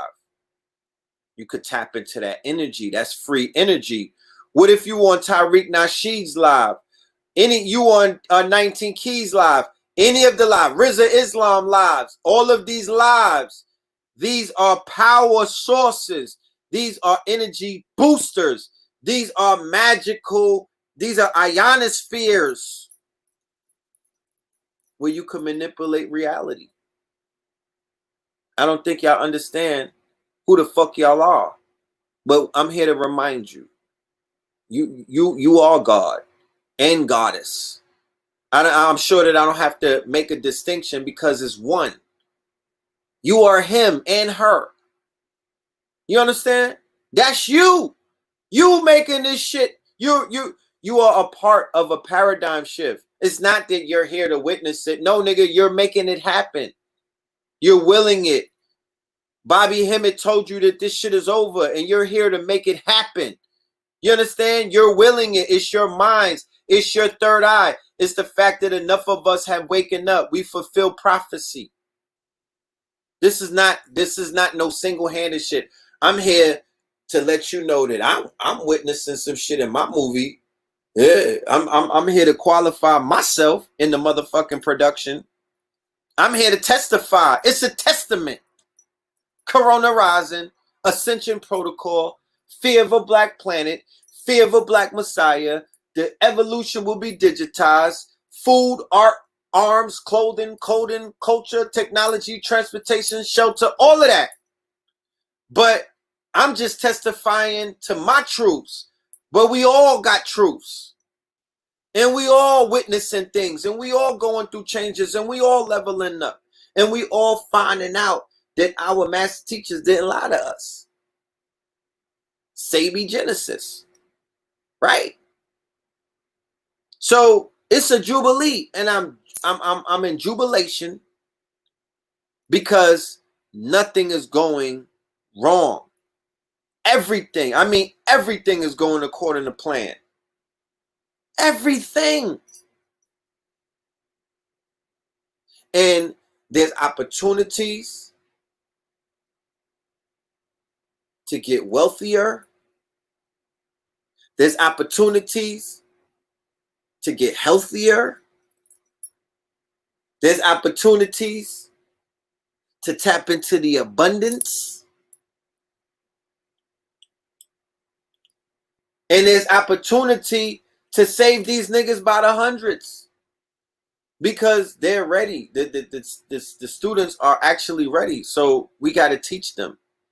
Right? So I'm not going through this whole thing. I don't, y'all going to see this during the lecture. The live that I did with Pop Darby, I'm going to put that on the Eventbrite page. The Eventbrite link is in the description for your tickets. I'm going to put I did a 2-hour lecture. I'll put that on the Eventbrite page so you could watch that. And I ran through this whole thing, right? But we spoke about the woke capitalists saving America. This article came out April 5th, 2020. My nigga, they're on to us. They understand who the fuck we are. They understand the marketplace. I'm talking about, this is Forbes magazine. I'm talking about corporate America is pandering to Black America. This came out 2 years ago. Retailers must wake up to woke Generation Z, which wields a $44 billion buying power. I'll be damned if I'm going to let Target get all of this money. I'll be damned if Jeff Bezos is going to scoop all of that up. I'll be damned if niggas sit back and allow Nike and all of these people grab that bag and we don't build up our own entities. We don't build up our own businesses. We don't build up our own Fortune 500s. We are part of, we have our own industry. We have the opportunity to own that industry. We have the opportunity to control that industry. That industry is not necessarily controlled at this point. It's deregulated. But look, the corporations, they're making a way. They're opening it up. They're cutting the check. They got a bag out there. And I'm not saying that this is about a bag. I'm saying that this is about a bag. Nigga. I'm saying that these celebrities have pivoted, right, into what you know as social entrepreneurism, because They understand the sign of the times. These are business people. They pivoted into the woke marketplace. They pivoted it out of deaf culture into the woke marketplace. That's how they did it. They pivoted it, right? And the multi-billion-dollar corporations are pivoting them with them because they're tired of selling you to death. They're becoming green. They're tired of poisoning the air. They're going to poison it another way. So they pivoted into social entrepreneurism in order to save face, in order to please their shareholders, in order to add another 100 years to their corporations. And now, look, Netflix had a bag for Dave Chappelle. Disney got a bag for Beyonce. They like, come with all of that black shit. Bring it on. Black is king? Yeah, let's do it. They gave Kaepernick a fucking bag at Disney. They was like, yeah, my nigga, tell your story. We are here for all of that. White people are like, we here for all that shit. All of that social entrepreneurship, they are going to cut bags. They're going to enrich Black America, right? With that black shit. That black story has a $44 billion price tag to it. The investors, the angel investors, the people on Wall Street and Madison Avenue that are about that bag, that's about that money, that's about their investments, they've already invested, y'all. It's over. It's already too late, nigga. The money is already, the check has already been cut. So look, this nigga Jay-Z, the way that he cut his teeth into social entrepreneurism, the way that he utilized black philanthropical endeavors, is he went into a 2-year movie deal with Harvey Weinstein. This was in 2016, 4 years ago, right? Jay-Z signs a film and TV deal with the Weinstein Company. And to show you that he is part of the woke marketplace, right? Look, the two fucking series that came out of that deal was the Khalif Browder story, right, called Time, and the Trayvon Martin miniseries. Is that not woke, my niggas? Did he do a fucking Rockefeller special? Did he do a fucking story about his chain? Did he do a story about how he sold crack, nigga? Did he do a story about any of that shit? No, nigga. He did a story about some woke shit. He did a story about Trayvon Martin and about motherfucking prison reform, about black mental health and suicides from Khalif Browder. That's how he cleaned his hands with philanthropy, nigga. That's how they do it. He is considered to be a social entrepreneur. You cannot indict him for the shit that he rapped about 20 years ago. It won't even fucking stick. You cannot stick that on. He's not even Jay-Z anymore. He's Sean Carter.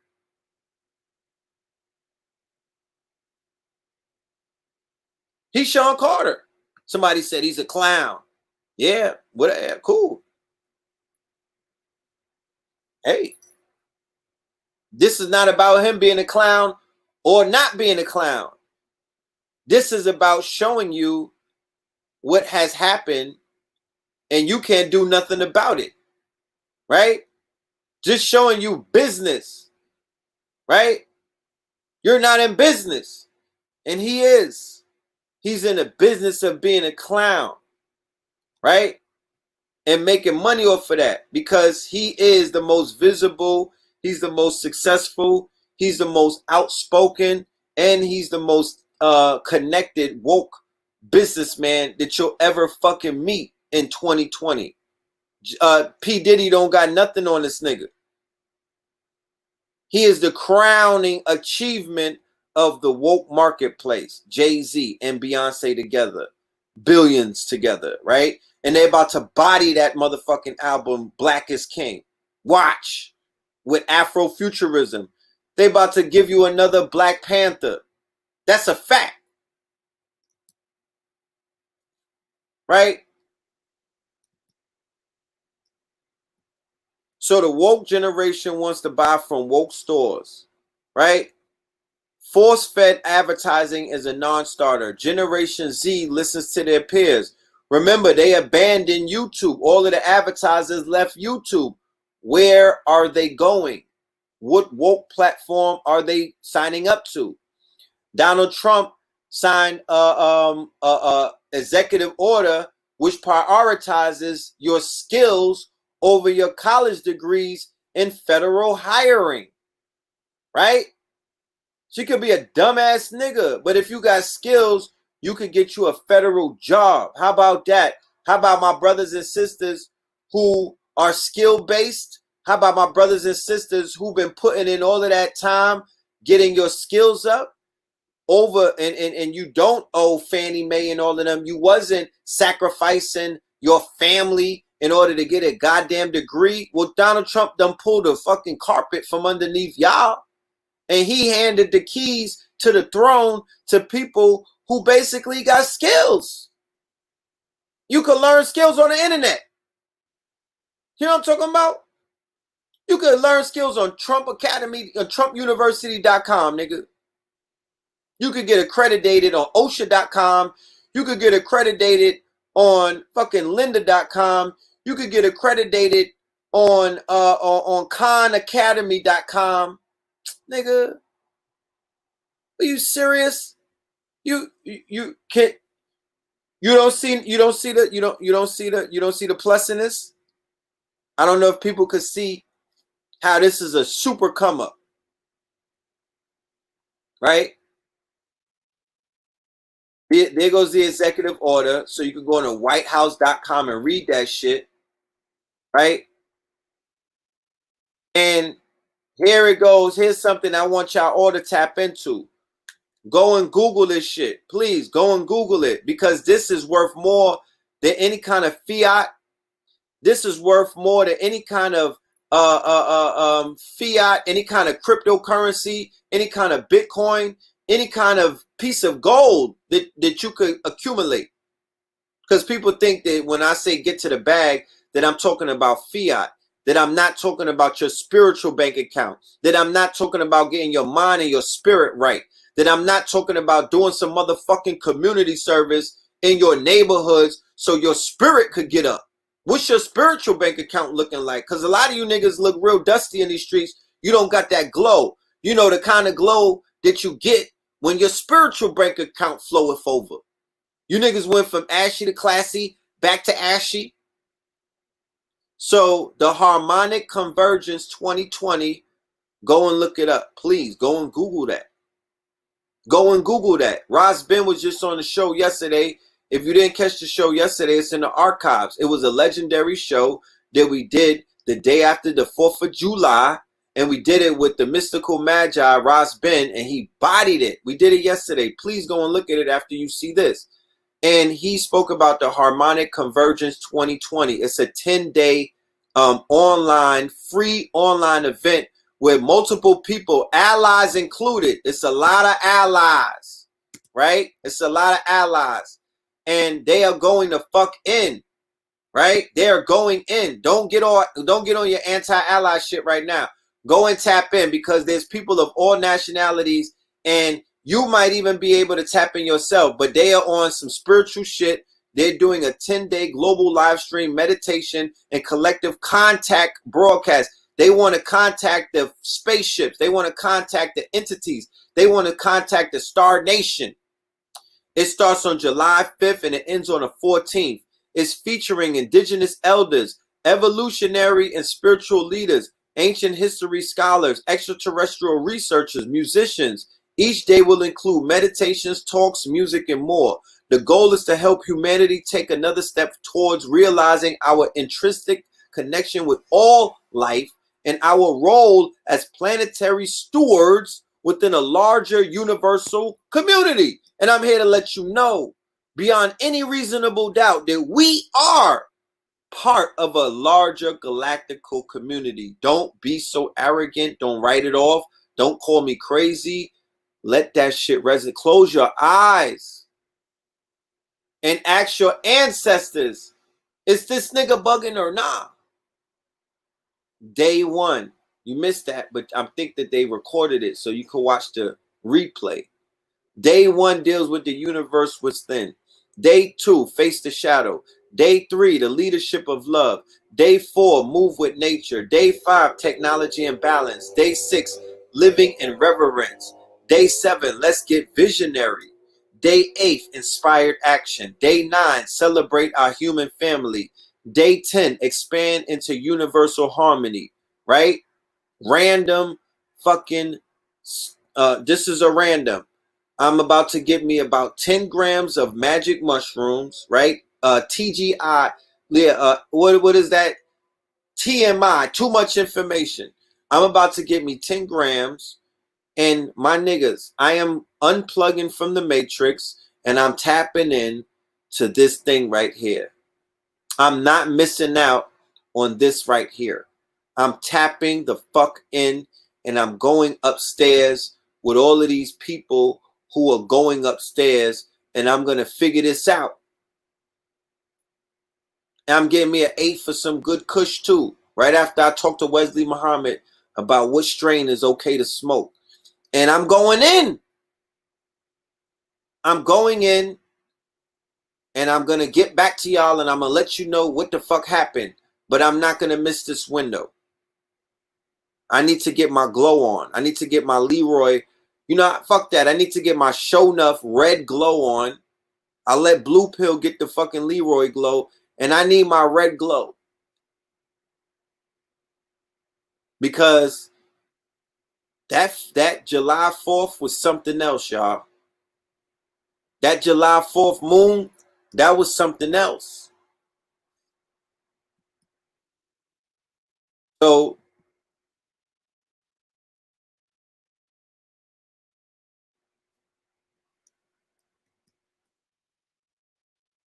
yeah, I'm gonna just end that on that. Right? I'm gonna end it on that.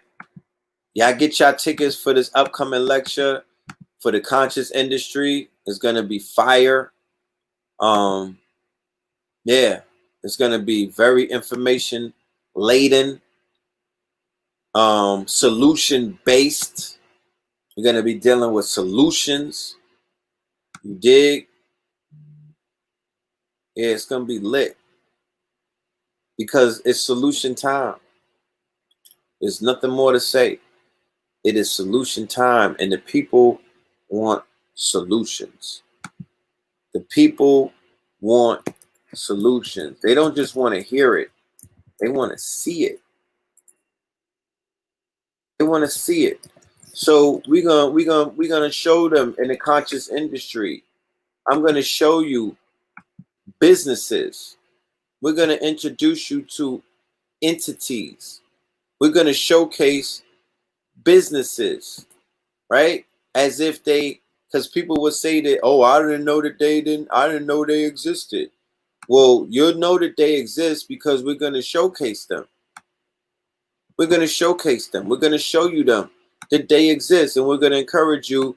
You know, we might even have some businesses that might, you know, they might want you to invest. They might have equity for you. They might have shares. They might have, you know, opportunity for you to buy into the business. I got to fix my kufi, my niggas.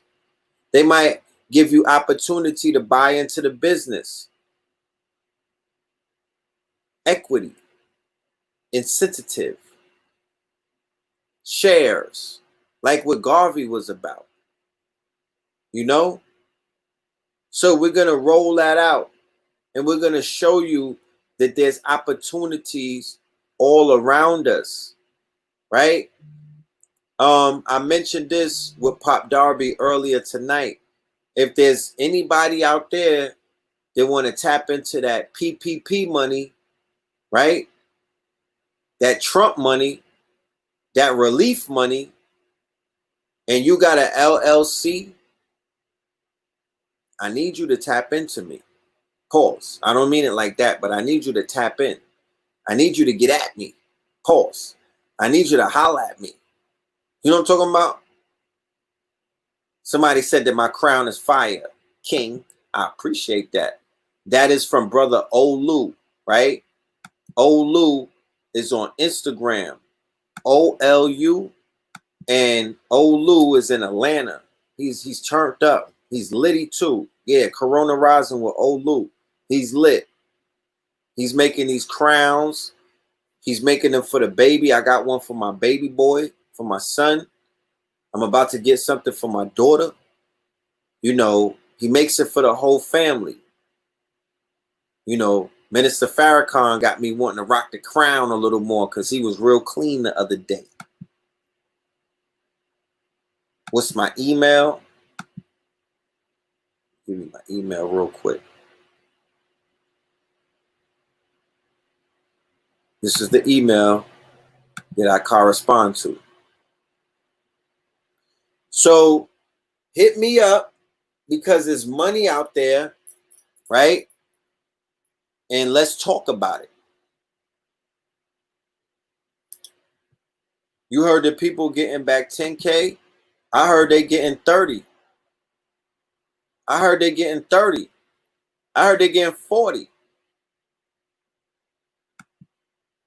If y'all want to get to the bag, talk black to me.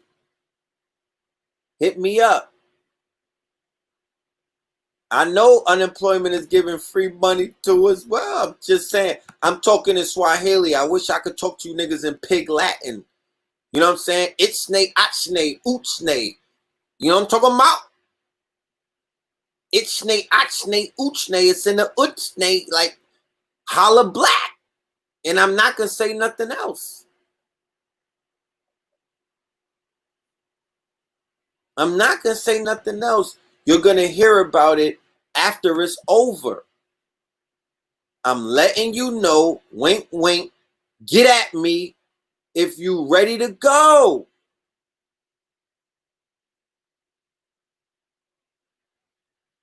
You know what I'm talking about?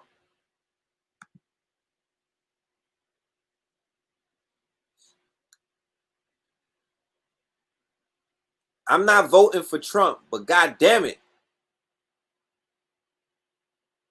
I'm not voting for Trump, nigga. I won't put on the MAGA hat, but goddamn.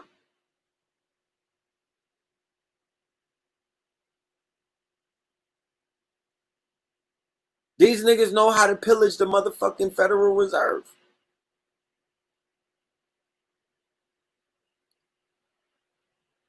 I'm trying to explain to you.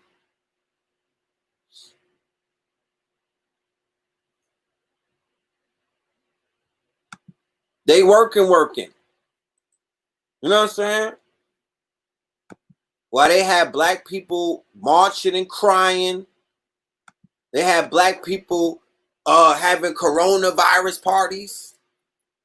Niggas was out there emoting while the government was out there blessing niggas with big bags, big drip. You see how it works? Put your email up again. The email is mad big right here in red. You don't see it? It says Gmail family.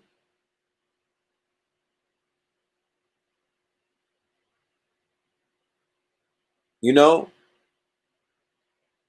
How did Kanye, well, nigga, just to show you that they throwing money at everybody, even Kanye got a fucking loan. You asking me how did he get it? He got it because they giving it to everybody. Nigga, that's why he got it. And don't blow it up. You know what I'm talking about? Chill, nigga. Chill with the exposed. Niggas be exposing shit and fuck up the bag. You know what I'm talking about? All of these exposed niggas is broke for a reason. Niggas expose shit and fuck everything up. The exposed niggas is broke. There's no niggas doing exposes on yachts. How about that? There's nobody in a fucking Wraith doing exposed videos. There's nobody in a skyrise doing exposed videos. These niggas is in the basement for a reason. Because you're blowing shit up. You're giving away the stock tips. You know what I'm talking about? Yeah, I noticed some shit needs to be exposed. I'm not saying don't expose shit. I'm not never saying don't expose everything. Whatever the fuck needs to be exposed needs to be exposed. But you have a nigga, you'll have niggas exposing the wrong shit.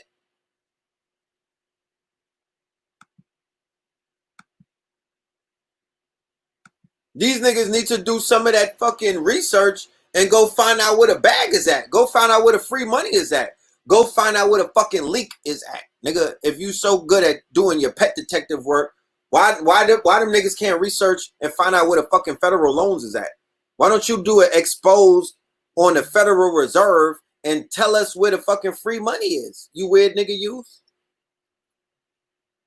With all of that research niggas is doing, they don't want to research life, they always want to research where the problems are at.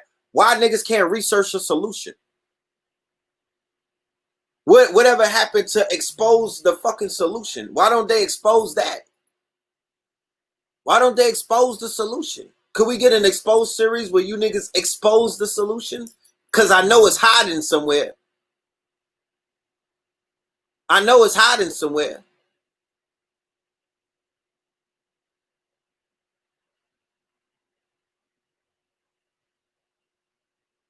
So I ain't gonna hold y'all. You know, I'm not even gonna be here all night because I have a lot of research to do. I mean, I'm loaded with work. I don't, you know, I'm overloaded with work. Henceforth, why I need an associate. Okay? And please, nobody that likes to flirt either. We don't need these problems. But I need about 2 associates.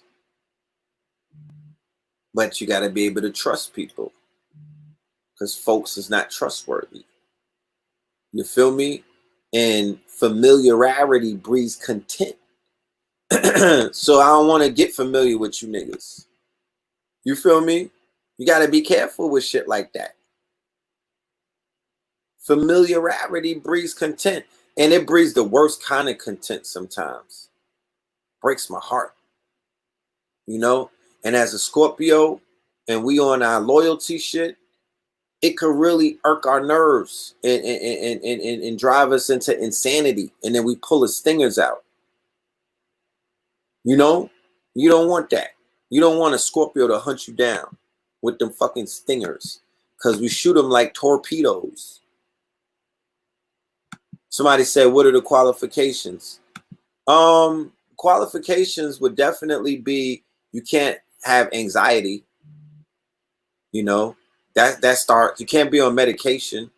You can't have anxiety, because I will drive you to fucking drink. You know what I mean? You know, this is chaos theories going. This is chaos magic. You know what I'm saying? Don't think that you're entering, you know, Mr. Rogers' neighborhood. You know what I'm saying? This is a fucking roller coaster ride. This is chaos magic. That's what it is. You're going to have to learn how to get order out of chaos, because you will be entering a motherfucking a whirlwind of all kind of shit. Because it's not that it's some crazy shit going on. It's just that I have a lot going on. It's not crazy. I don't have crazy people around me. I'm not drama based. I'm not a diva. None of that. You know what I'm talking about? It's just that I have a look. This is some of my boards, right? This is just some of the fucking boards right here. You know, it's a lot of shit going on. You feel me? There be a lot of things. So I'm just saying, you will have to be ready to deal with a lot of stuff. But if you could juggle, I mean, there's some people out there that's juggling all kind of projects for Europeans, you know, and psychopaths. Some of your CEOs are psychopaths. You know, there was an article that said that CEOs and psychopaths or serial killers have like their brains are wired similar. And they showed you that in the movie American Psycho with Christian Bale. Remember that? Remember American Psycho? And if you didn't see American Psycho, please make that a Netflix and chill type of situation, because that movie delved very deep into the psychotic psychology of the European. Very deep into it's like a dark comedy, or it's kind of dark, but it delved as a deep dive into the psychotic mind of the white corporate American. Red, do you think Minister was talking about you in blue on the 4th of July? As above, so below. As above, so below. He's talking about the red star and the blue star Kachina. But Minister Farrakhan understands he's a scholar. He's a master teacher. So he understands that as above, so below. So if there's a red and a blue star in the sky, and the Hopi prophecies talking about you got to look for the star in the sky, then in order to make the prophecy fulfilled, you got to look for the twins on the ground. You know what I'm saying? Because it doesn't exist outside of that. As above, so below. If you identify something in the stars, you got to identify it on the earth, on the Malkuth, in the kingdom. So there is no other red and blue stars. There is no other red and blue. It's only red and blue pill. So of course he was talking about us.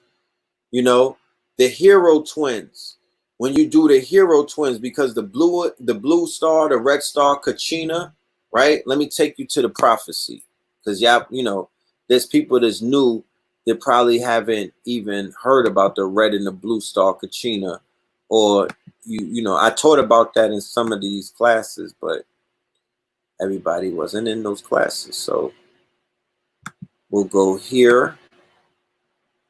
We'll pull it up.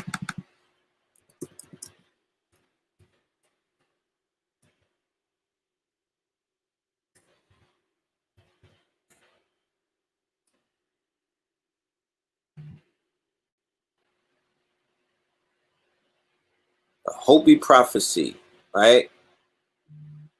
The Hopi prophecy of the red and the blue star Kachina, right?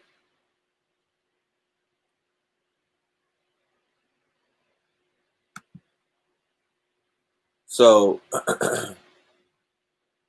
these are the red and the blue stars that the Hopis were saying that when they come into the horizon, right? People call it Nibiru, but I'm not calling it that, right?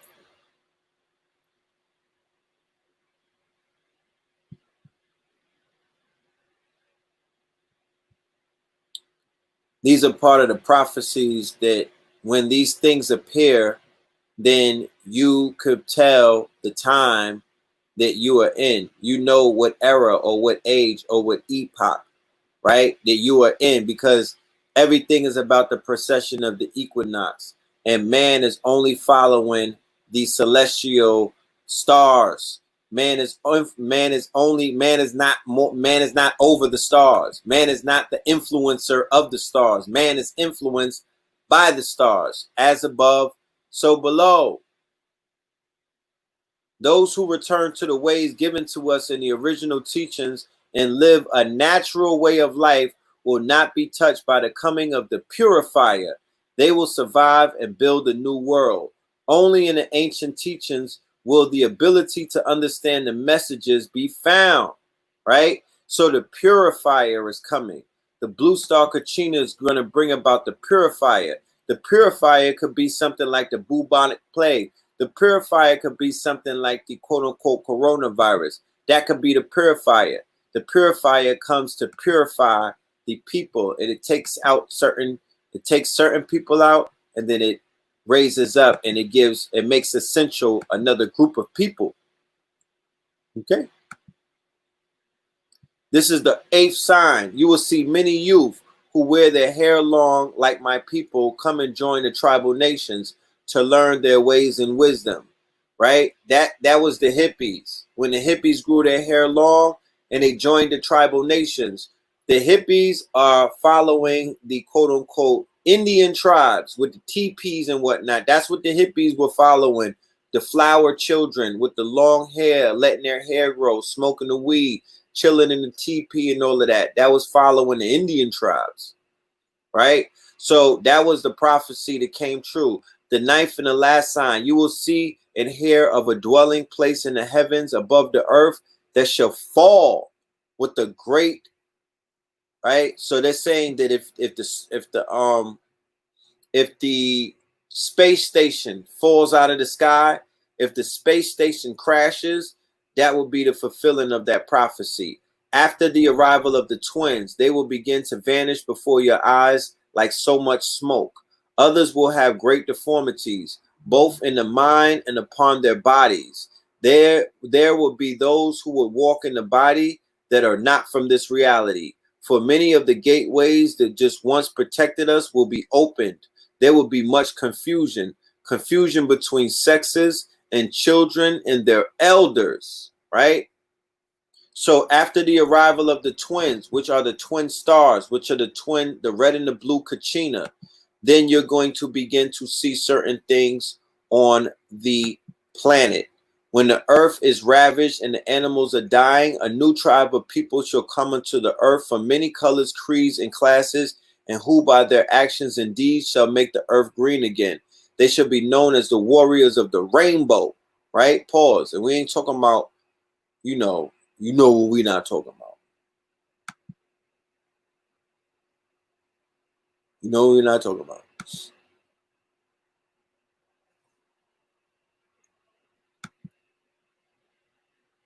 Right? So there's many different Kachinas, and the Hopi prophecies are also the Dogon prophecies. Those are the same prophecies, and also the Mayan prophecies about the hero twins, right? The hero twins and Mayan prophecies. Okay? Do the research on the hero twins. Okay? This is very essential in prophecy. This is very essential in everything that's taking place. We live in a dualistic reality, right? We live in a dualistic world, light and dark, up and down, left and right, sun and moon, hot and cold. This is 2020. It's dealing with the twos. 2020, 2-2. So this is a year. This is a twin year. This is a twinning year. A lot of things, you're going to see a lot of the twinning of things. Okay? Don't be alarmed. Right? Blue and red, Democrat, Republican, blood and crip. Okay? DNA, RNA. Tap into that red and blue, the Civil War, right? That's what they're building up, the Civil War between the red and the blue, between the Democrats and the Republicans, right? That's what they're strumming that string. Okay, they're beating that drum, right? So when we go into this harmonic resonance with these allies and these other people, right? I know what I'm going to be tapping into. I know what I'm going to be bringing forward. I know what I'm going to be unveiling. I'm going to be tapping into that red star energy, that blue and red star energy, that blue and red Kachina that the prophet, that Minister Farrakhan spoke of. He said, when that comes forward, whoo, then you're going to see it. That's when it's going to change. You're going to see it. It's going down.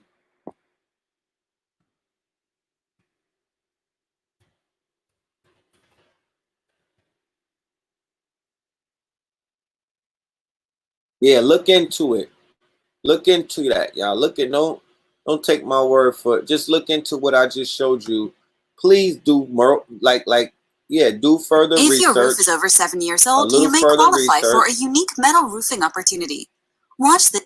What it is, the reasoning behind UK backlinks was particular these structures that have been. If my ancestors were artists, straightforward schemes and largest. Our skin's a badge of honor, no matter how they mark us. Garvey.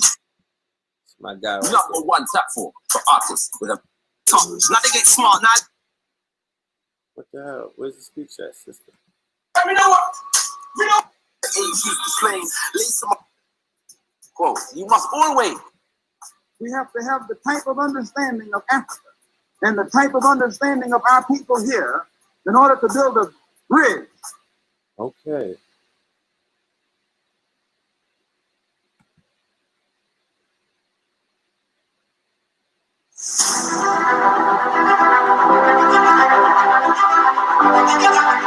What it is, the reasoning behind UK backlinks was.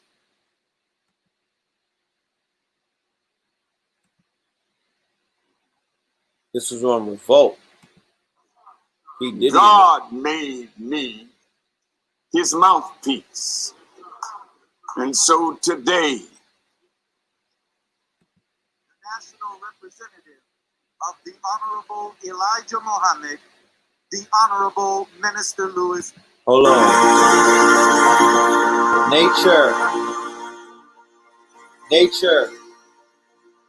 On your land. right? Sovereign land, more land, right? Purchase land and build on it. Make it a garden.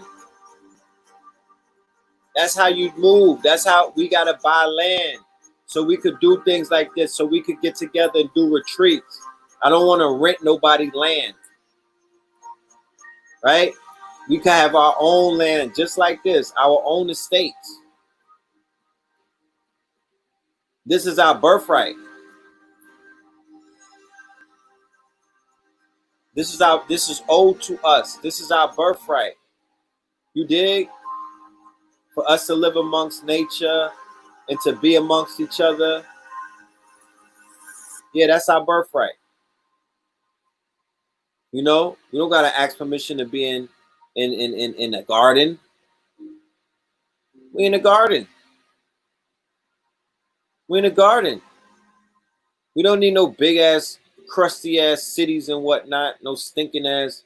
We in a garden, bro. The national representative of the Honorable Elijah Muhammad, the Honorable Minister Louis Farrakhan.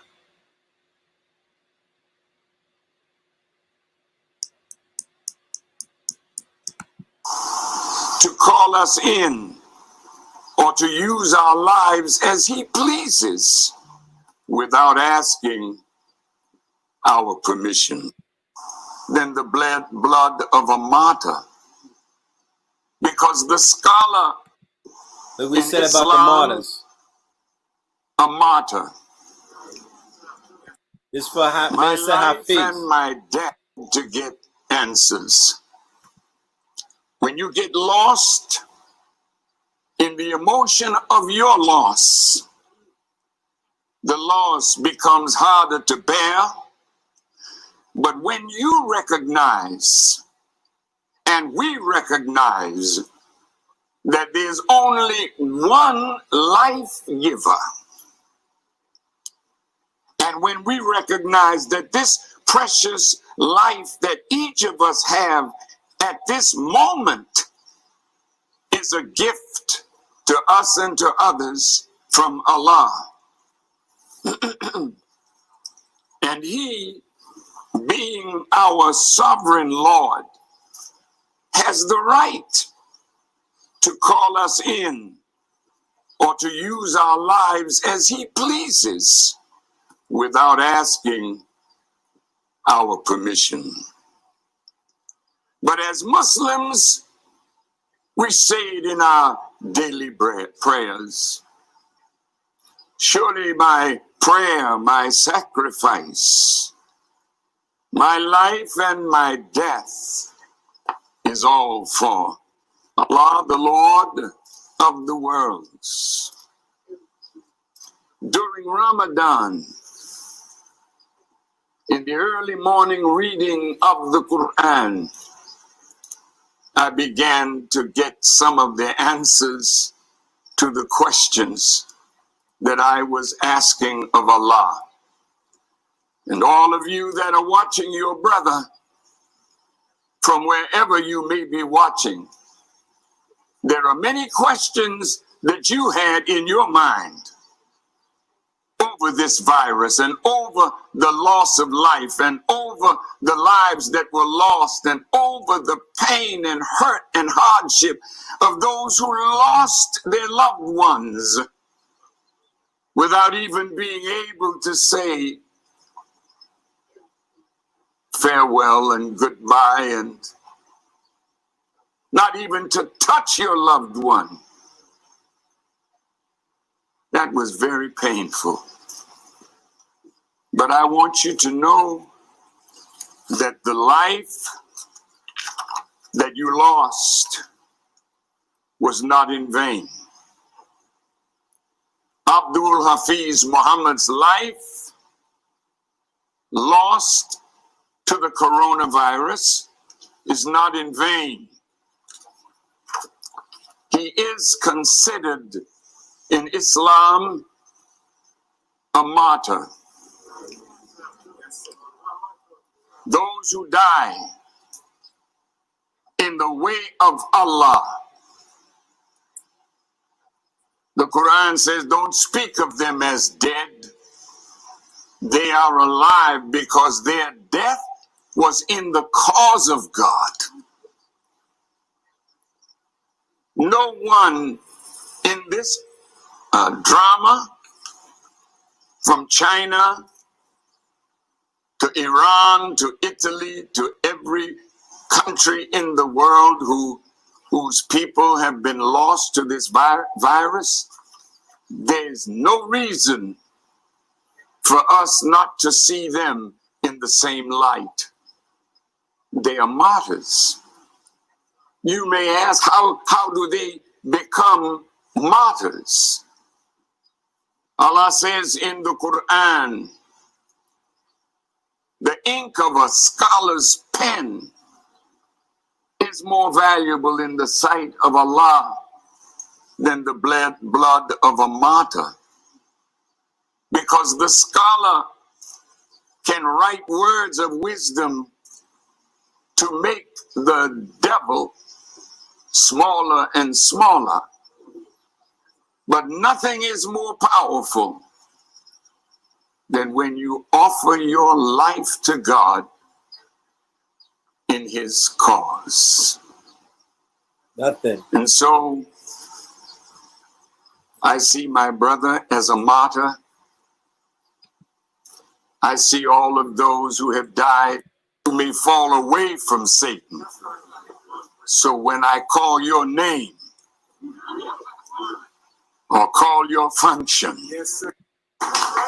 too much to exist for a short time. So I read also, it's in the Quran many times, but this time when I read it, it said that Allah created a man with his 2 hands. I never read it and understood it before, but it was like he was telling me, like he said before, there'll be 2 of us backing you up, brother. Allah and myself. So those 2 men that you saw flying above your head today, as we celebrate the 90th birth anniversary of the nation of Islam, and you saw Master Fard Muhammad and the Honorable Elijah Muhammad as the founders of this nation. 2 hands that made the man that's standing in front of you today. And that's why the white nationalists and those of that mindset are fleeing to his call. That's right. That's right. But the question that we have to answer today is, are you a hypocrite, America? Because if you did not mean for the black, the brown, the red, and even the poor white to enjoy the full rights of citizenship, then why call us what we are not? I toured the earth. Yes, sir. He will end your life. Yes, sir. Same with you, Mr. Trump. Yes, sir. Yes, sir. That's right. The Jewish rabbis came to my home. Don't cut me off. I'm not lying. Yes, sir. Cut off the liar That's right. who lies with every breath. Yes, sir. Don't cut me off. That's right. One great rabbi said to me, it's not for you to criticize us. That's for me to do. In other words, nigger, Right, sir. he didn't call me that. But telling me at my dinner table that I don't have a right to criticize him? I don't come for you asking you for for authority. You didn't authorize me. I'm authorized by a power bigger than all of you. So he told me, deliver the message. And if you do it not, you are not delivering the message. But if you do it, surely I will protect you from men. I have authority to say what I'm saying. So don't talk about it, you're going to be president for life. You might be, but your life may be in the balance.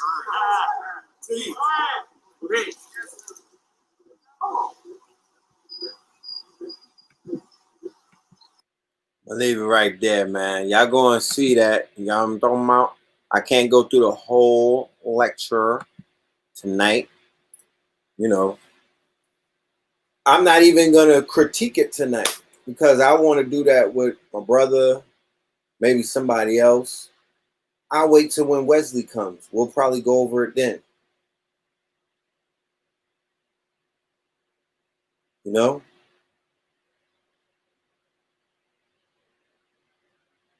But it got me fired up. I heard what I needed to hear. What I heard, no, he wasn't talking about Trump being president for life. He's talking about the Chinese president. The Chinese president is president for life. What I heard a lot of stuff, but what I heard that stuck to me is that he said, if you got the truth, stand on that shit. For anybody that's out there looking for that man to hold their hands and whatnot and change their diaper for them, you know, like you're my son's age or something, you know what I mean? And you was looking for him to save your life or some shit. I don't know. Maybe you didn't hear nothing, but I heard what he said was enough to get me charged up. You know, he said, stand on your truth. He said he don't give a fuck where you work at. He said he don't care where you work at. He don't care where you at. He was like, if you at the water cooler, let it go. If you in a precinct, nigga, empty the clip. If you insane elsewhere, nigga, say it from the mountaintops. It don't matter. Nothing matters at the end of the day. Nothing matters. You tap in. If you got it in you, my nigga, let it out. That's all I needed. I didn't need you. I wasn't looking for too much. I just needed him to be consistent in his consistency. I've been listening to him since I was a teenager. You know?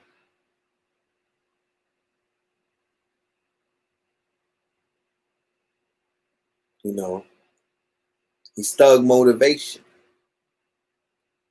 He's thug motivation. He gets you motivated. And for the brothers and sisters in the nation, that's their Jesus. You feel me? That's their Jesus. They're allowed to have a fucking Jesus.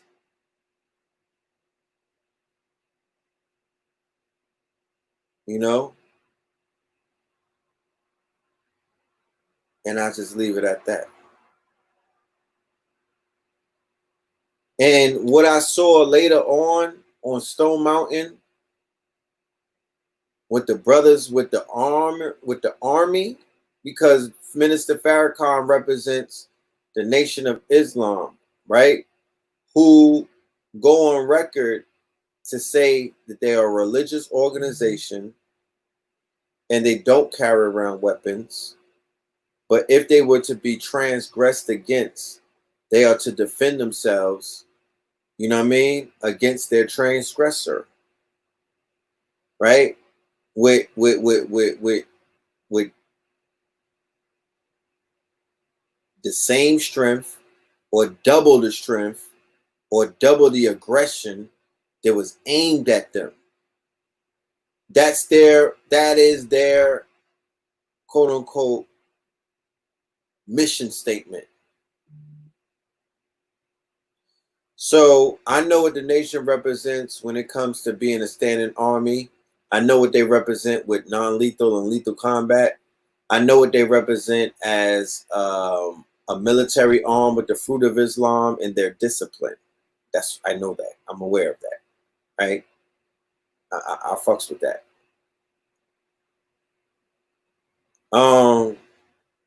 And then we got a standing army who they're about exercising their constitutional rights, similar to how the Panthers decided to move, right? They want to walk around carrying them things. They want to keep it on them. They have every right to. The white boys keep it on them. The Europeans are riding around with pickup trucks, and they got their weapons and whatnot. The biggest standing army is out of Michigan. That is the hunters. Those are the militias, right? And I'm sure that number is going to grow because organizations like InFact and all of them, they're going to make the NRA website crash. They're going to make the white people crash the site. They're going to really start arming up. But God damn it, they already had the motherfucking blickies, so it don't matter. Right? Don't matter. Because even if because black people are gonna be like, oh, they don't got them started. They don't woke up. Yeah, it's like kicking the fucking bee's nest with the Asian hornets in it. Oh, they done riled up the white folk. And you scary niggas don't realize that them niggas been riled up. They been had the blickies. They already had a whole bunch of fucking arsenal. They was already planning on purging you niggas already. Now they gotta be like, God damn it! If we purge these niggas, we have to worry about these rambunctious ass Negroes with weapons. Cause bears don't fight back, nigga. Bears don't got guns. Wolves and whatnot, fucking squirrels and shit, they don't got hammers. They don't shoot back. Motherfucking lions don't clap back. These motherfuckers, their prized possession, their claim to fame is the fact that they out there shooting fucking animals in the forest. That's the majority of a lot of their work. Then they'll go to Afghanistan, they'll go into the army and go and shoot children and little women and whatnot in these villages. Right? That's how they put in work. That's how they put in work. Yeah. Professor Griff is on Black Magic 363. I'm sure he's going into the speech more deeper. But they don't got, they think, don't think because a nigga got a hunting license, that means he's a killer or that he's tough. He's out there fucking shooting squirrels and whatnot and deer. That don't make nobody tough. Squirrels and deers don't shoot back, nigga. Squirrels and deers don't shoot back. They couldn't stop them niggas in Afghanistan from killing them with rocks. Rabbits, monkeys, deer, bisons, buffalo, armadillos, nigga, and wildebeest. They don't shoot back. So yeah, they out there shooting them niggas. And so what? You know what I'm talking about? So what? The fuck? What do that mean? That don't mean nothing. You know what I'm talking about? That don't mean nothing. They take all their aggression out on rabbits and fucking deers and whatnot, Bambi and them. So what? These are herds. These are Poindexters. They not built like that. They'll put their gun down if you run up on them. Real talk. Them niggas will drop their flag. I already know, you know what I'm saying? I could smell bussy. You know what I'm talking about? I could look at these people and tell that they're not built for that. And niggas are letting them walk all over them. So we are not the same. The niggas is getting walked on. You're not part of us, nigga. You're not. We traded you a long time ago. We're not the same. As I said, the brothers that marched on the mountain, they didn't have the rainbow flag. They didn't have all of that bussy shit with them. They wasn't broken wristed, did it? They wasn't singing those weak ass songs. They wasn't holding up them fucking old ass cardboard signs from the 60s and whatnot, talking about I can't breathe. That wasn't what they was on, nigga. That's what I'm on. I'm on that side. We're not the same. I'm not one of these niggas. I'm with the niggas on Stone Mountain. They don't hold up no signs. Just holding up the blicky. Just holding up the hammers, nigga, like Thor Ragnarok. I'm on that side. You know what I mean? All that other shit is a dub. It's a dub. And it always been a dub. And it's gonna be a dub and it's gonna stay a dub. Real talk. Stop trying to fit squares into circles. You know what I'm talking about? And with that being said, I'm out. You know? I'm out. I'm gonna go lay down next to my baby and smell his baby hair. You know how newborns smell? Yeah. That gives me relief. You know, he smells like the future. You dig? He smells like the future. I smell him and he smells like the future. He's brand new, like a pair of sneakers, you know? And I look into his eyes and I'm like, damn, you decided to come back at some real fucking interesting times. You're a legend. You reincarnated when this shit was lit. You came into the movie during the action scene. You came right into the movie. He was born on April the 2nd. He came right into the movie during the shootout. So he's different. Any baby that's born right now is different. If Minister Farrakhan said that the ancestors, whoever died during the coronavirus is automatically a martyr, right? Dr. Africa's a martyr. Credo Mutwa's a martyr. Baba Kalindi IE is a martyr. Monk from 125th Street, the brother who always used to be out there. That was one of my biggest supporters. He used to be like, go Red Pill, go. And I would turn up when I see Monk told me to go. Because he's an elder. He walked with Malcolm X. He walked with El Malik Shabazz. So these are martyrs. Right? Let's keep their name alive. And when we mention them, let's mention the fact that they're martyrs, because that's what they is. But if the people dying are martyrs, then what's the people being born? We need to find that out. If they call them martyrs, right, when they make transition, then what about the babies that are born during the pandemic or the plagues? Who are they? Right? Who are they? Your brother Lavette Johnson is a martyr. Rise in power to your brother. My cousin Ronnie is a martyr. My cousin Ronnie Thomas, he's a martyr, right? He had MS. He made transition during the corona. He's a martyr, right? So the babies being born are who? Those are the ancestors and those are the warriors, correct? That's what somebody said. And I'm agreeing with you. Wait till you meet Omari. Wait till you meet the young. He's like an Olmec right now. He's mad big. Wait till you meet Omari, my son. You're going to see he's a warrior. Straight warrior. Like, he is determined. I've never seen a human being so determined.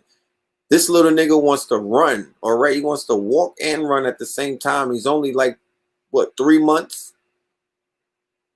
You know, he's mad strong. He got me doing push-ups.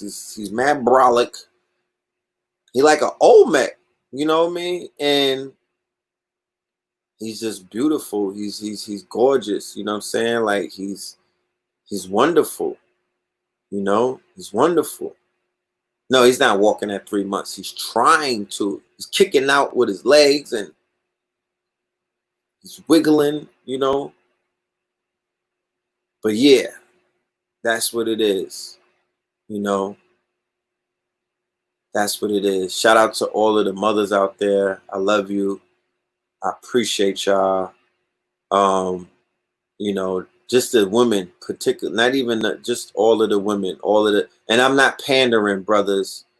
I'm just saying that, you know, From the conversations that I've had with my own mother to with my brother, I saw my brother and 19 Keys' younger brother transform in front of my eyes in Miami. You know, they were going on trips that I wasn't privy to go on because of, you know, the timing wasn't right. You know, they was in one place, I was in another. But I seen a transformation.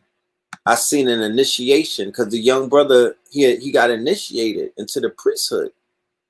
You know, he went on that trip not even knowing that he was going to go through a grand initiation.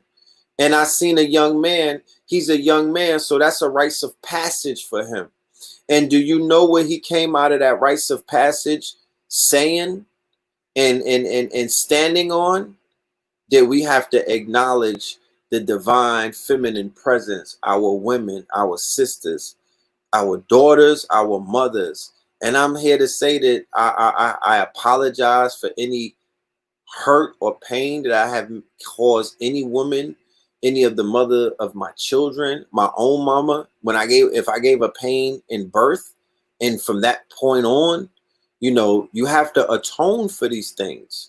You have to ask God for forgiveness. You have to get on your knees and you have to ask the universe for forgiveness, because I promise you, this time that we are in, this time is about healing. This time is about us burying our hatchets. You know what I'm saying? This is about coming back together and honoring the one, not utilizing one person is better than the other, not none of that fuck shit. The one, 2020, the conjoining of the two principles, the divine masculine and the divine feminine, and not in the sexual nature either. This is not, I'm not thirst trapping because I have somebody in life. I'm not out here thirsty trying to, you know what I mean? I have to clear that up because that's not what it's about. You know, I've heard, you know, in some of the talks that I've had, you know, with some of the women in my life, you know, those that are very close to me, and a lot of their trauma stems from sexual contact, you know, from sexual misappropriation or deviancy and things of that nature. Men not knowing how to handle a flower. You know what I'm saying? Men going a little too rough on the women. Men not realizing their power and just wanting to skeet, skeet, skeet. You know what I'm saying? And not cherishing the womb and whatnot.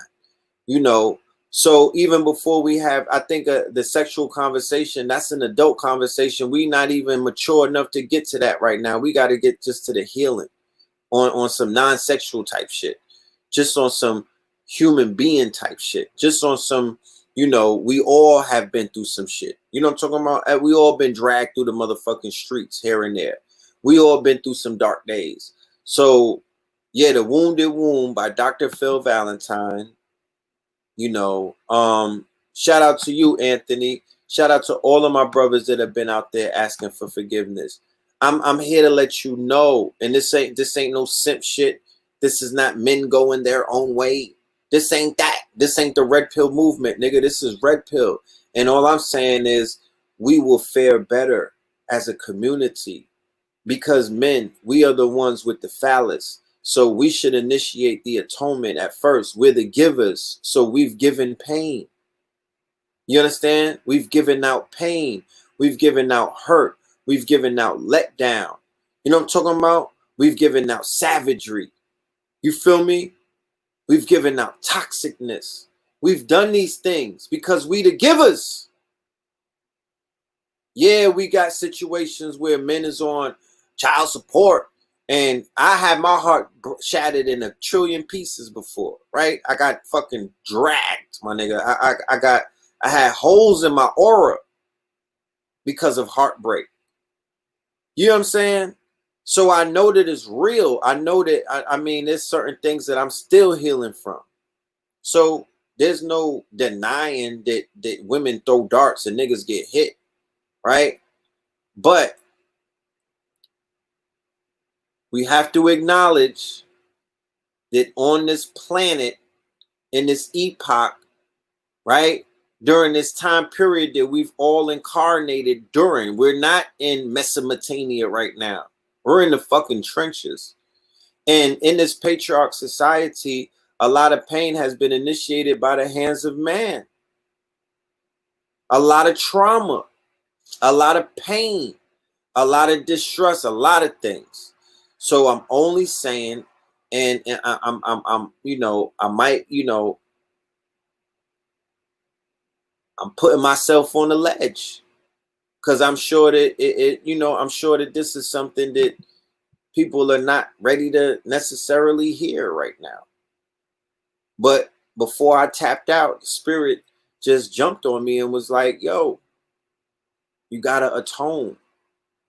You know, you gotta atone. The stakes are too high. We cannot afford to lose one of our women to anyone outside of our fold. We can't afford to lose one of our brothers to anybody, any race, any group of people outside of the fold, man. You know, we owe it to our mothers, bro. We owe it to these sisters that have always been there with us. They always believed in us. They always was shooting in the fucking gym with us. You know what I'm talking about? They always was praying for us. You feel me? And they always was opening their legs and allowing us to, you know, to procreate and to recreate ourselves. There's not been a strike on the box. There's not been a fucking embargo on the yoni, my niggas. You know, they've allowed us in. They've allowed us to recreate ourselves. They've allowed us to continue our bloodline. They've allowed us to, you know, to create better versions of ourselves.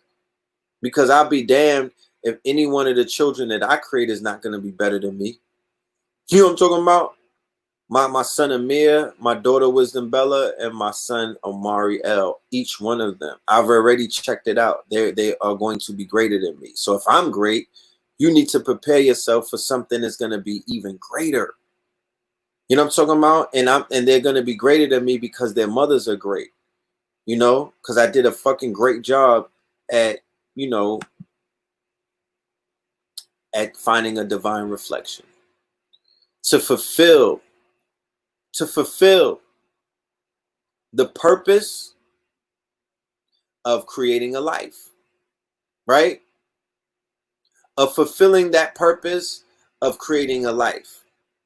Because me and my mother was having a conversation today, right? And my mother brought something up about my sister's father, right? I have an older sister named Nakiba, right? And her father's named Jake the Snake from Harlem, right? So I had to remind my mother, right, that if you and Jake the Snake, if you and Jacob were still together, that there would be no red and blue pill. There would be no KT the arch degree, right? So we live in this Christianized society, this Greco-Roman pseudo-Christian society where they fucking shame you if you have more than one, if you procreate with more than one person, if you have more than one child from a different mother, if you decide to plant your seed in different wombs, they act like you're a fucking whore or you're a failure in life or something is wrong with you.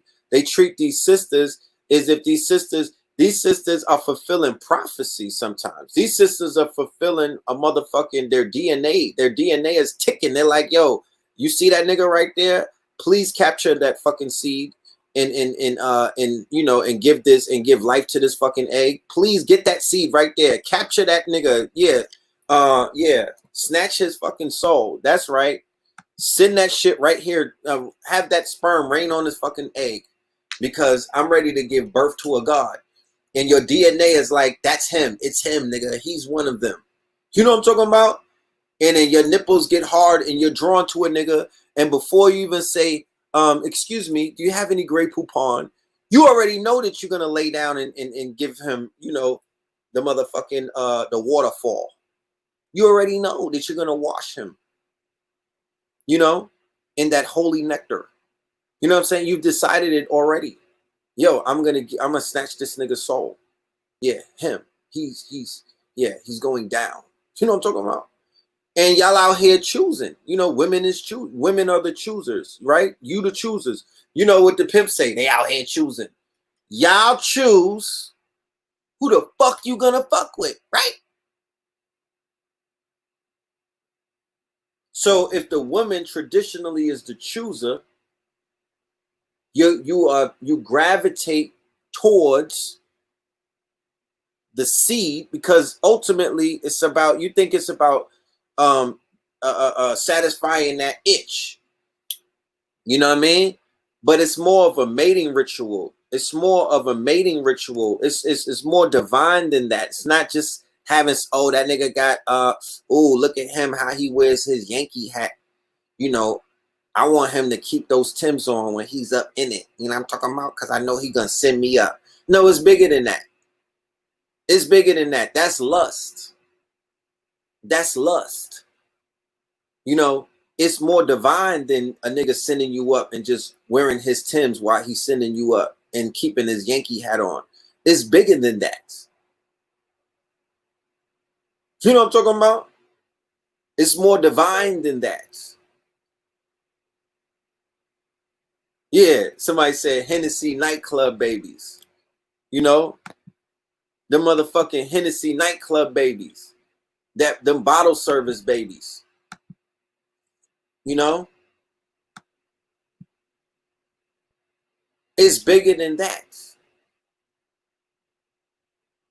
Your body knows, your DNA knows, your spirit knows when you're in the company of your divine reflection, right? And it's going to do, you know, it's going to release pheromones. You know what I mean? You might, you're going to tap in. You're going to tap in. You're going to make sure you get what you want, right?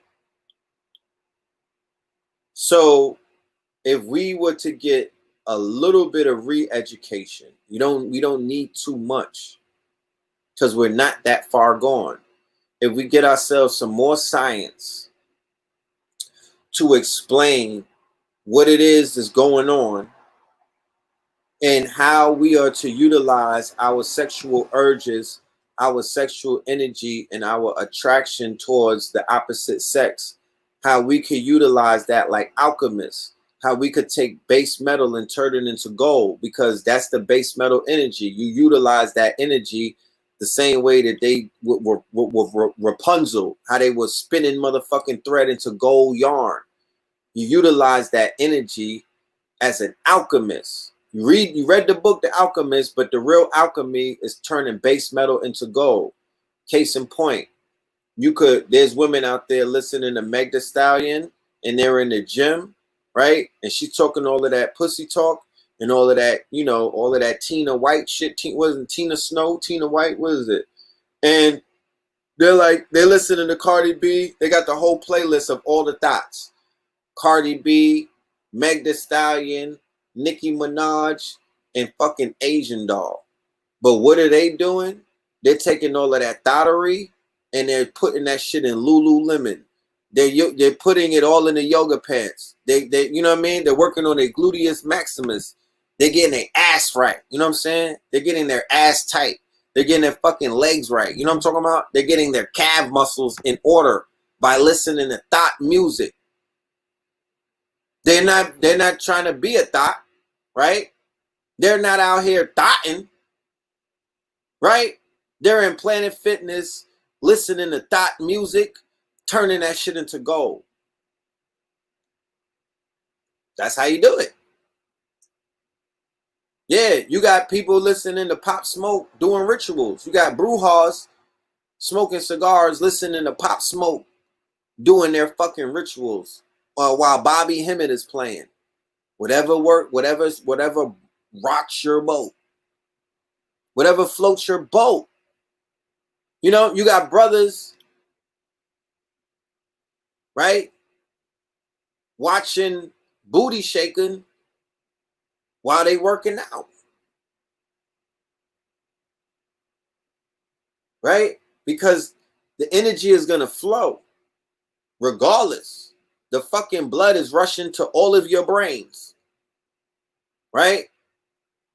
So make that leg day, nigga, because the blood is going to rush to your lower extremities. You should just make that leg day, nigga. While you're doing the motherfucking leg raises, you could be watching some twerking going on. And, you know, you could kill two birds with one stone. Right? You're getting all hot and bothered, and you take that base energy and you turn it into gold. There's niggas that watch porn and start painting. You know what I mean? Base metal, flip it into the gold. That's what alchemists do.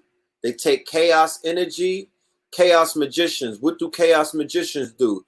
Chaos magicians take chaos energy and they flip it into something that they could utilize. I was going to show you some of my books, right? This is might be one of the most important books that I've read in a very long time, right? Bobby Hemmett Bobby Hemmett edited this, right? Bobby Hemmett sold this to me personally.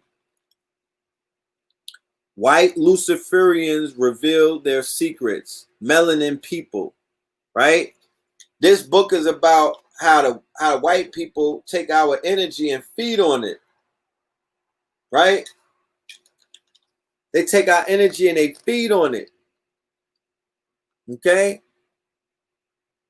That's what this book goes all the way in. One day I'm going to read this book. This shit, I'm talking about, man, this book is bananas. Luciferians have learned how to devour and metabolize plant life and animal life, human energies, to withdraw these vital forces from their human victims in order to enhance and vitalize their own lives. I do not completely understand how this process works. I do know that the process exists and that Luciferians depend upon it to fully actualize and empower their own drive for godhood at the apex of the hierarchy.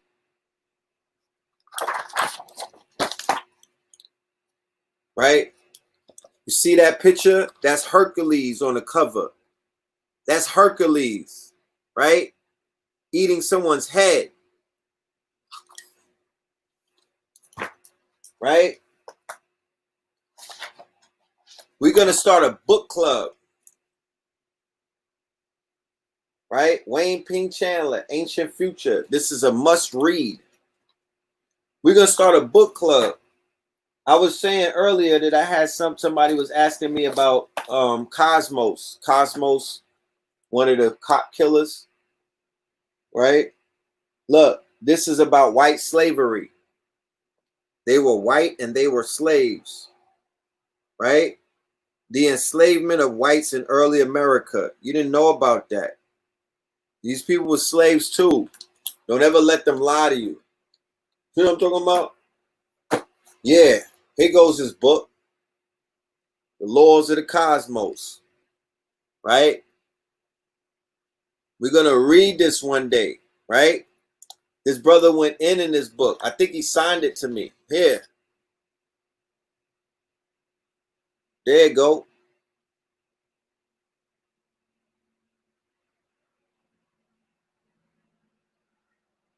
Right? This is Gavin Long. This is the Baton Rouge shooter. Okay? Don't at me. Right? We're going to read his book. When I say he went in, he goes in. He's giving you science. This man was no dummy. He's giving you science. You know what I'm talking about? He's going in. This is my book list. Right? These are all of the books that I have in my cyber library. These are all of the books. I have a hard drive full of books. Magic books, sex magic. These are the titles that I got.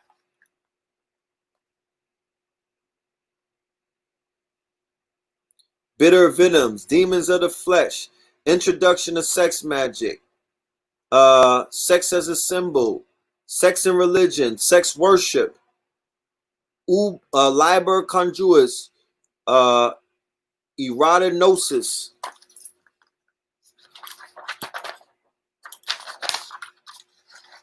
We got books on Tantra. You niggas want to get your hump on? We got Tantra books. We got talismans books. How to make your own talisman. Talisman construction. Right? Talisman and the Magi. Charms and talismans. All right? Tap in. This is going to be a book club. You want to learn about witchcraft? For my brujas? You want to learn about witchcraft? We got all of that. Right? Bobby Hemmett, I think, gave me this book list, and I went and got all of these. We tapped into all of these books. Bobby Hemmett used to come to the lectures with treats, y'all. The Book of Werewolves, the Book of Magi's, the Book of Shadows, right? The Basis of Magic, Kabbalah Unveiled. I mean, it's endless. These are all digital. You want David Icke, nigga? We got David Icke. You like David Icke? Niggas just found out about David Icke. David Icke is old. Right? Reptilian Research Archives. Are there aliens amongst us? Children of the Matrix. Children of the Matrix, though. Woo! Man, I think I got it in here. Rich, let me hold that. Fire. So, if you want to join the book club, you see my email right there. I have a website. The website is being built as part of KTL University. If you can't wait for the website to be built, send me the email. Transformations and Consciousness, right? Transformations and it's all here. So all of my new jacks, all of my Nubians, all of my newcomers, all of the freshmen, the sophmen, the sophomores, and the juniors, and the seniors, shit, and even the teachers.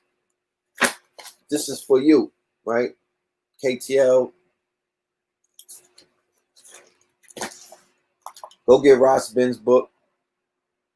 Free your mind and your mind will follow. You know, one episode we'll do a whole thing on I got a little mini library right across from me right here. Like I said, you know, I got more books in different places, but this is my traveling book collection. It's about 200 books. We'll go through it one day. But that's for the book club. We want to put everybody in the lane where they need to be. You know, people showed up tonight. They don't want to hear about no fucking books. So that's for you niggas that's into books. We'll get into the book club, like how you got Nipsey Hussle had a book club.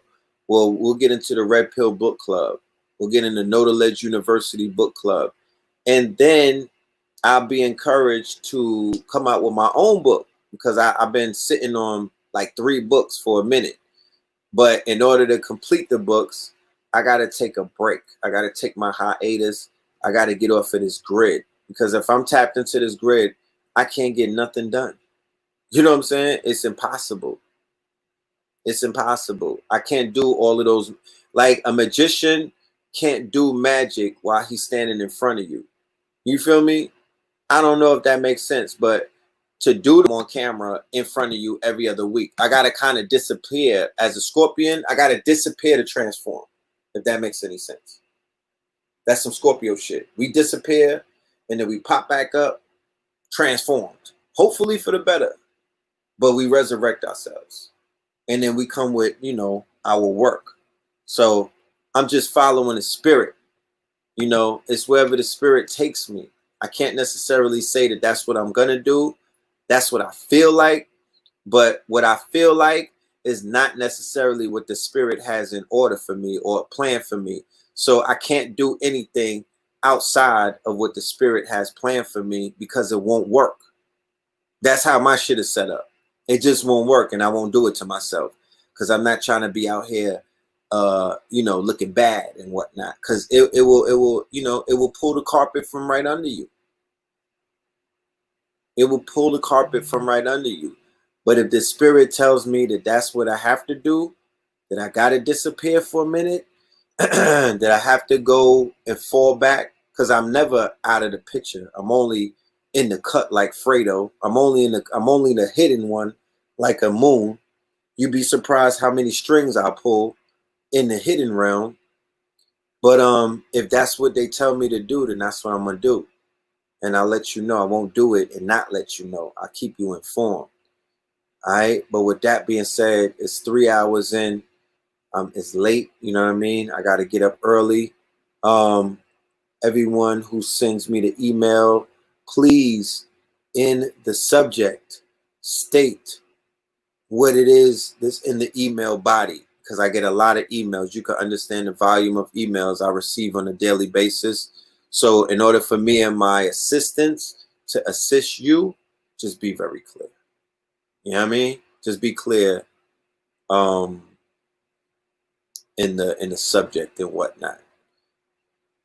Blue Pill tomorrow, Tough Talk Tuesdays, Wesley Muhammad Wednesday, Third Eye Thursday on Thursday. Please go and get the tickets for Conscious Industry 2020. That's in the description right now. Yeah, and that's gonna be the 23rd. Blue Pill and AA Rashid in Atlanta on July 25th in the ATL. Blue Pill and AA Rashid, the Kabbalah God, the legend. All right, they're gonna be doing a high metaphysical lecture live in Atlanta, Atlantis. Right? Shout out to Keisha Bottoms. I hope she's okay. She got the coronavirus. I hope she's okay. Keisha, we praying for you. Right? So the Cash App is right there. Somebody asked me what the Cash App is. It's right there on the ticker. Phil Moreland. Facts2020.org. Of course, that's the Facts Initiative. Shout out to everyone that's signing up to that. My email is right here. That's the best way to get in touch. Will we be streaming the event on the 25th, pay-per-view? I believe we will be. AA Rashid is the designer of this, Sabi Genesis, and a few other designs. So if you come to that lecture, have a budget, because the brother will have merch. Have a budget. The brother will have merch. Blue Pill guy, he's going to have merch. Right? Blue Pill will have merch. And if I'm there, I will have merch. So, and I'm sure that they're going to have vendors with merch. So, I'll see y'all in Atlanta on the 25th. I'll see y'all in class on the 23rd. And I'll tap in with you on Thursday. Love and light. All right? Oh, fuck that. We're going to end it with a song. Why not? It's not a video. It's just a song. You know, we tapped in. Minister Farrakhan. He got niggas lit.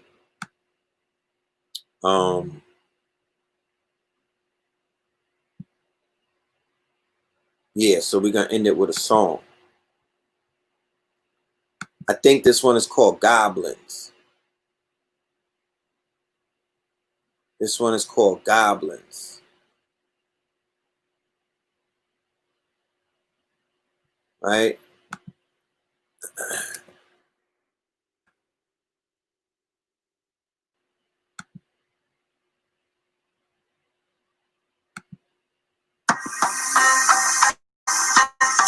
Red pillar,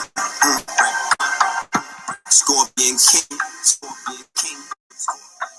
Y'all can hear that? Red summer, chasing money,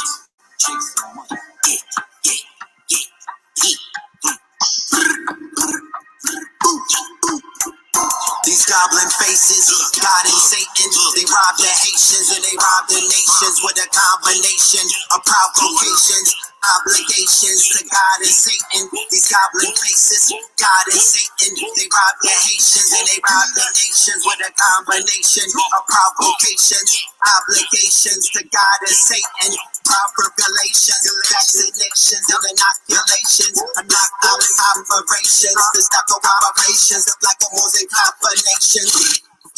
Fulfilling prophecies and proclamations. Apocalypse, and proximation. 72 conspirators cooperating. Dervish, twirling and whirling. Having conversations on how to stop the nation. How to poison condensation.